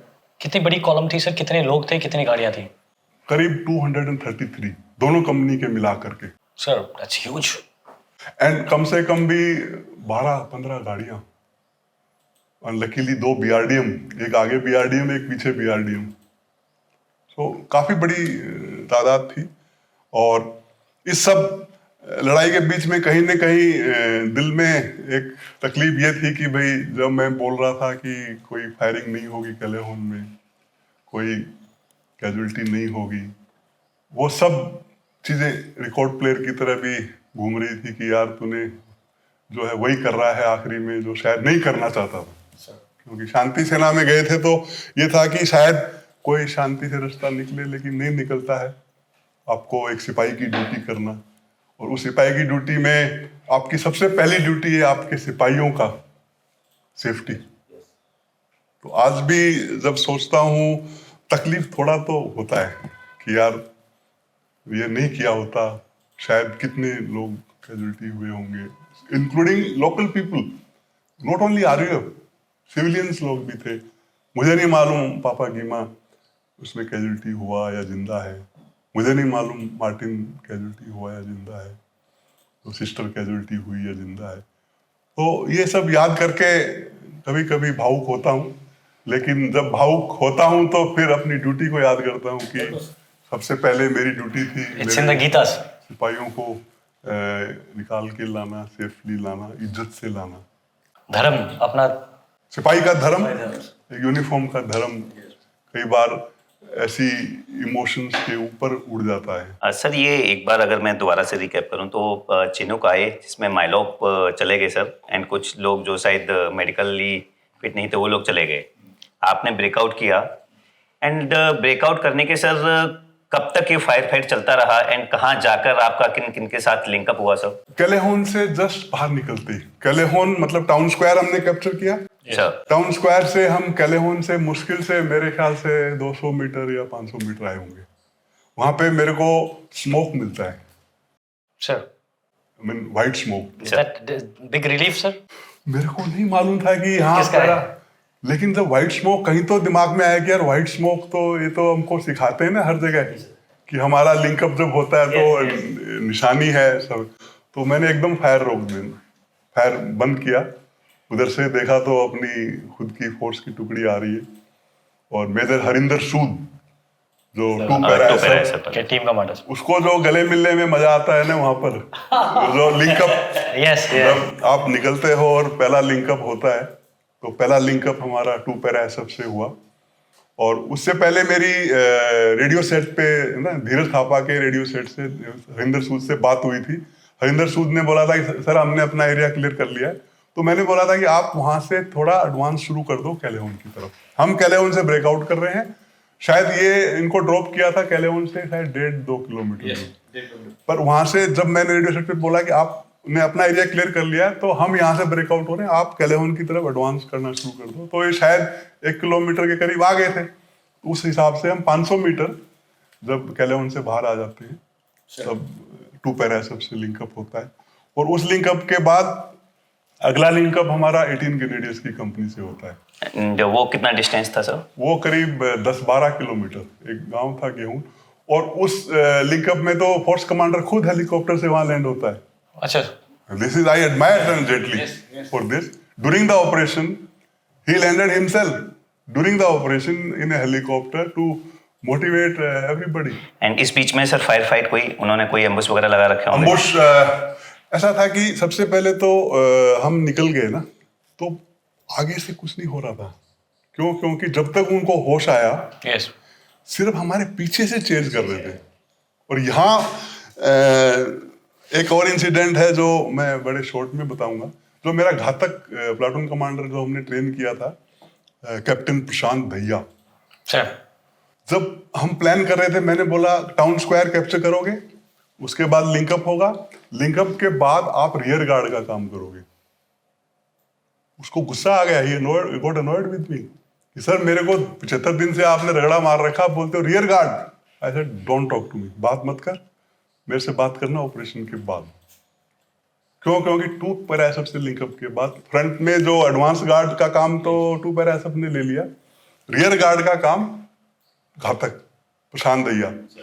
और मैक्सिमम जो आरयूएफ ने जो अगले लिंकअप तक चेज किया वो पीछे से किया है, तो फिर पूरा फाइटिंग लगातार पीछे से होता रहा। अम्बुश तो आगे जाके हुआ, पर इस दौरान जो है पूरा आरयूएफ ने पीछे से फायरिंग शुरू किया। तो आखिरी में जब वो प्रशांत दैया मिलता है तो मैं बोलता हूँ क्यों ठीक है ना, बोले हाँ सर। मतलब पूरा एक्शन जब तक हम निकले जब तक निकले नहीं ना कैलेवन से, निकलने के बाद जो पूरा चेंज हो रहा था वो पीछे से हो रहा था। और आगे जाके फिर जब तक आरयूएफ को पूरा अपना होश हवास आया तब उन्होंने रास्ते में अम्बुश भी किया है, वो सब बाद में हुआ, लेकिन शुरुआत उन्होंने चेंज करना किया। वो ब्रेक करना बड़ा मुश्किल हो रहा था। अटैक हेलिकॉप्टर्स का सपोर्ट, अटैक हेलीकॉप्टर्स करीब जैसे हम निकले हैं उसके 2 घंटे के बाद। तब तक आप लोग कितना दूर पहुंच गए होंगे? हमने 18 ग्रेनेड से भी लिंकअप कर लिया था, पर हमारा पीछे का चेज जो हो रहा था ना वो टूट नहीं पा रहा था। पर अटैक हेलीकॉप्टर आने के बाद जब अटैक हेलीकॉप्टर्स ने उन पे फायर शुरू किया ना, तब we could break that contact from the rear. नहीं क्या हो रहा था कि हम एडवांस कर रहे थे और लगातार रियर से फायरिंग हो रहा था। सो जब अटैक हेलीकॉप्टर्स आ गए ना तब उन्होंने पीछे से ब्रेक को डिस्कनेक्ट या जो भी उनकी फायरिंग से उन्होंने टारगेट किया। तो वो करीब 2 घंटे बाद सर ऐसे ही लिंकअप होता गया। और रास्ते में एक जगह उन्होंने वो ट्रैक, वो रोड नहीं था, ट्रैक था, उस ट्रैक में कम से कम भी 10-12 फीट का उन्होंने खड्डा डिच बना रखा था। कितना डीप सर? 5-6 फुट। 5-6 फुट और 10-12 फुट। उसमें गाड़ियां नहीं निकल पाई ना। Yes yes. तो वो उन्होंने अम्बुश किया था वहां पे, जो कि अटैक हेलीकॉप्टर्स भी उस समय हमारे साथ थे और हमारा जो टू पैरा एसएफ था उन्होंने भी उसको काउंटर किया बहुत बढ़िया उस अम्बुश के अंदर। इस तरीके से रास्ते में पूरा अम्बुश वगैरह भी होता रहा और हम शाम तक जो रास्ते में जगह थी जहाँ पे हमारा 5GR कॉलम के साथ लिंकअप होता है, पेंडेम्बू पहुंच करके हमारा 5GR की जो उधर से ग्राउंड फोर्स आई है उसके साथ लिंकअप होता है। रात को नाइट स्टे हम पेंडेम्बू में करते हैं और अगले दिन फिर पेंडेम्बू से Daru. Pendembu was how far from? 35 kilometre, total 70 kilometre था Daru to Kailahun, halfway was Pendembu. Sir so एक दिन पे आप लोग पेंडेम्बू तक पहुंचे सर, और वहां से फिर next night harbour kind of a thing, रात भर वहां पे पेंडेम्बू में। तो वहाँ पे सर इन्होंने आरयूएफ ने अटैक वगैरह किया? हाँ, फायरिंग होता रहा रात भर, रात में हमने पेरिफेरल डिफेंस दिया हुआ था चारों तरफ से। एंड वहां पे दोनों कॉलम्स आ गए थे sir, and you had heavy mechanised element. यहाँ सर आरटी भी थी आपके पास? यहाँ पे पेंडेम्बू तक आरटी थी, पेंडेम्बू से कैलेहोन तक नहीं थी। एंड पेंडेम्बू से आगे का कोई एक्शन सर? पेंडेम्बू से आगे नेक्स्ट डे को जो है एक बड़ा अम्बुश उन्होंने किया जिसके अंदर हमारा जो मैं लड़का बोलता हूँ हवलदार कृष्ण कुमार, इस पूरे 75 दिन में हम सोचते थे कि हमारा एक सिपाही जो है सेफ है सर, वो था हवलदार कृष्ण कुमार, क्योंकि वो दारू में था, हम सब कैलेवन में फंसे हुए थे। और वो ही कृष्ण कुमार इस ऑपरेशन में शहीद होता है, क्योंकि इस व्हीकल कॉलम में वो एक ड्राइवर की ड्यूटी कर रहा था, अम्युनिशन ट्रक को चला रहा था, और अम्बुश के अंदर रॉकेट लॉन्चर उसके पूरे पेट के अंदर से निकल करके मतलब पूरा उसका सब कुछ खत्म कर दिया। लेकिन ये लड़का अम्बुश में गाड़ी को रोका नहीं। उस एएलएस गाड़ी था उसका, एएलएस गाड़ी को अम्युनिशन से लोडेड, उसको मालूम था अगर अम्बुश में फट गया तो कुछ भी नहीं बचेगा। उसने उस अम्बुश से उस गाड़ी को निकाला है और 200 मीटर आगे ला करके वहां पे खुद ढेर हो गया। In spite of being completely badly mauled. तो एक जो ये कृष्ण कुमार जब हम जाते हैं दिल्ली से तब भी भावुक हो रहा था कि साहब मैनू नहीं लगता मैं वापस आऊंगा। he could see it. He could see it and he could feel it कि भी मैं वापस नहीं आना. सर ये जो आपका पूरा ऑपरेशन रहा एंड सियरा लियोन वाला जो पोस्टिंग एंड फिर ये operation mini khukri and khukri, तो काफ़ी टाइम से मैं सुना हूँ सर कि इसके ऊपर एक पहले मूवी आने वाली थी, उसके शायद टीजर वगैरह भी आ गए थे सर. तो अभी शायद दोबारा से आपने किसी के साथ बात चल रही है एंड बहुत ही जल्दी शायद हम सुनाएंगे सर. हाँ, ये एक अभी मिशन मैंने अपने आप को दे दिया है कि मैं रिटायर नहीं होने वाला हूँ जब तक क्योंकि बुक लिखने के लिए मैं धन्यवाद देता हूँ अपनी बेटी को, जिसने इसमें पूरा सपोर्ट, सहयोग और जो कहानी है वो दुनिया के सामने लेके आने के लिए. ये हुआ 2021 में जब कोविड के टाइम पे, जब सब कुछ बंद हो गया था तो करने को कुछ नहीं था, तब बेटी ने और मेरे साथ बैठ करके हमने ये बुक लिखा.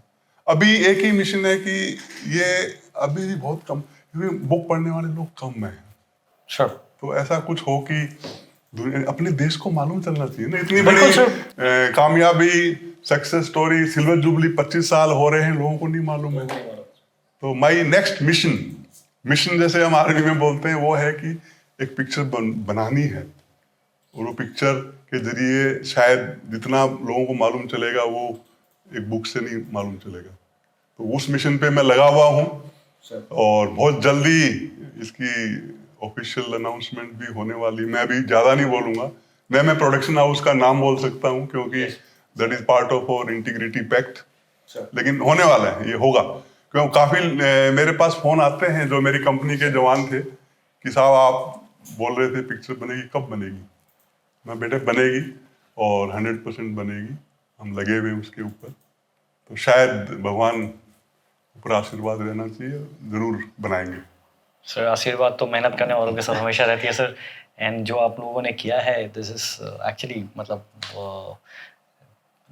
आई have no words to express. बस हमें दुख होता है कि इतना एक्शन मिस हो जाता है कहीं तो सर. हमारा छूट जाता है. बट यूनिक एक्सपीरियंस है सर. एक चीज जो मैं कहना चाहूंगा कि बचपन से लेकर के आज तक जो मैंने अपने जीवन में एक ही लाइन, एक ही सेंटेंस को हमेशा अपने आप को बोला है और वही इस पूरे 75 दिन में भी अपने आप को बोलता रहा. आज भी इस उम्र में भी अपने आप को वही सेंटेंस बोलता हूँ कि हारूंगा तब जब हार मानूंगा. तो मैं हार तो मानने वाला नहीं हूँ और वही एक मैसेज कह सकते हैं मैं आपके जरिए सबको, जो जवान बच्चे उनको देने वाला हूँ कि जिंदगी में हारना नहीं है और हार उस दिन जाओगे दिन हार को मान लोगे. बिल्कुल सर. अगर मानोगे नहीं तो कभी भी आप हारने वाले नहीं हो. तो उस हालात में भी जब शायद एक नॉर्मल इंसान भी ये सोच रहा होता है कि शायद हथियार डाल दें, निकल जाएं, मैं अपने आप को एक ही बात बोलता था कि हारूंगा उस दिन जिस दिन हार मानूंगा. तो हारूंगा नहीं, ये मेरा आपसे वादा है. और इसीलिए हमेशा मैं एक ही सेंटेंस बोलता हूँ कि जिंदगी में हारना नहीं है, लड़ना है. Sir thank you so much sir. We really enjoyed interacting with you and बहुत सारी चीज़ें समझने को मिली, सुनने को मिली सर. एंड आई एम श्योर ये बुक में तो और भी बहुत सारी चीज़ें हैं. Lot of people are going to love reading the book as well. और आपके मूवी के लिए भी sir. Wish you all the best and it was wonderful interacting with you sir. Thank you so much for joining. Thank you very much Kaushal. Thank you. हमें उम्मीद है sir कि जब तक आपकी मूवी आएगी सर, तब तक हमारे पॉडकास्ट के थ्रू थोड़ा बहुत लोगों को पता लगेगा sir. That's a very good thing. That's how when you contacted me, I said, "Yaar, you are helping me to reach out to more and more people." Sir. Sir So wonderful. It's a wonderful idea. Thank you very much. Thank you, for sir. inviting me on your show and wish you all the very best. And आप लोग जो कर रहे हैं उसके लिए भी मैं ये कहूँगा कि शायद what you are doing in your second innings by motivating the youth for joining the army by getting these kind of operations to their knowledge. The real heroes. God bless you. Thank you. Thank you, sir. Jai Hind, sir. Jai Hind. Jai Hind everyone. I'm sure you enjoyed this episode because we completely loved it. So much so that we realized Operation Khukri सिर्फ एक छोटा सा operation नहीं है. It is a huge operation, integrated United Nations के अंदर. And that is why we have decided कि इसका we will shoot an entire series. The perspective that you saw was of the 233 men those two companies जिनको surround करके रखा हुआ था. Next very soon you going to see the special forces perspective कि special forces ने इस operation को कैसे प्लान करके अंजाम दिया, and that is coming very soon. So stay tuned on Monks and Warriors. जय हिंद.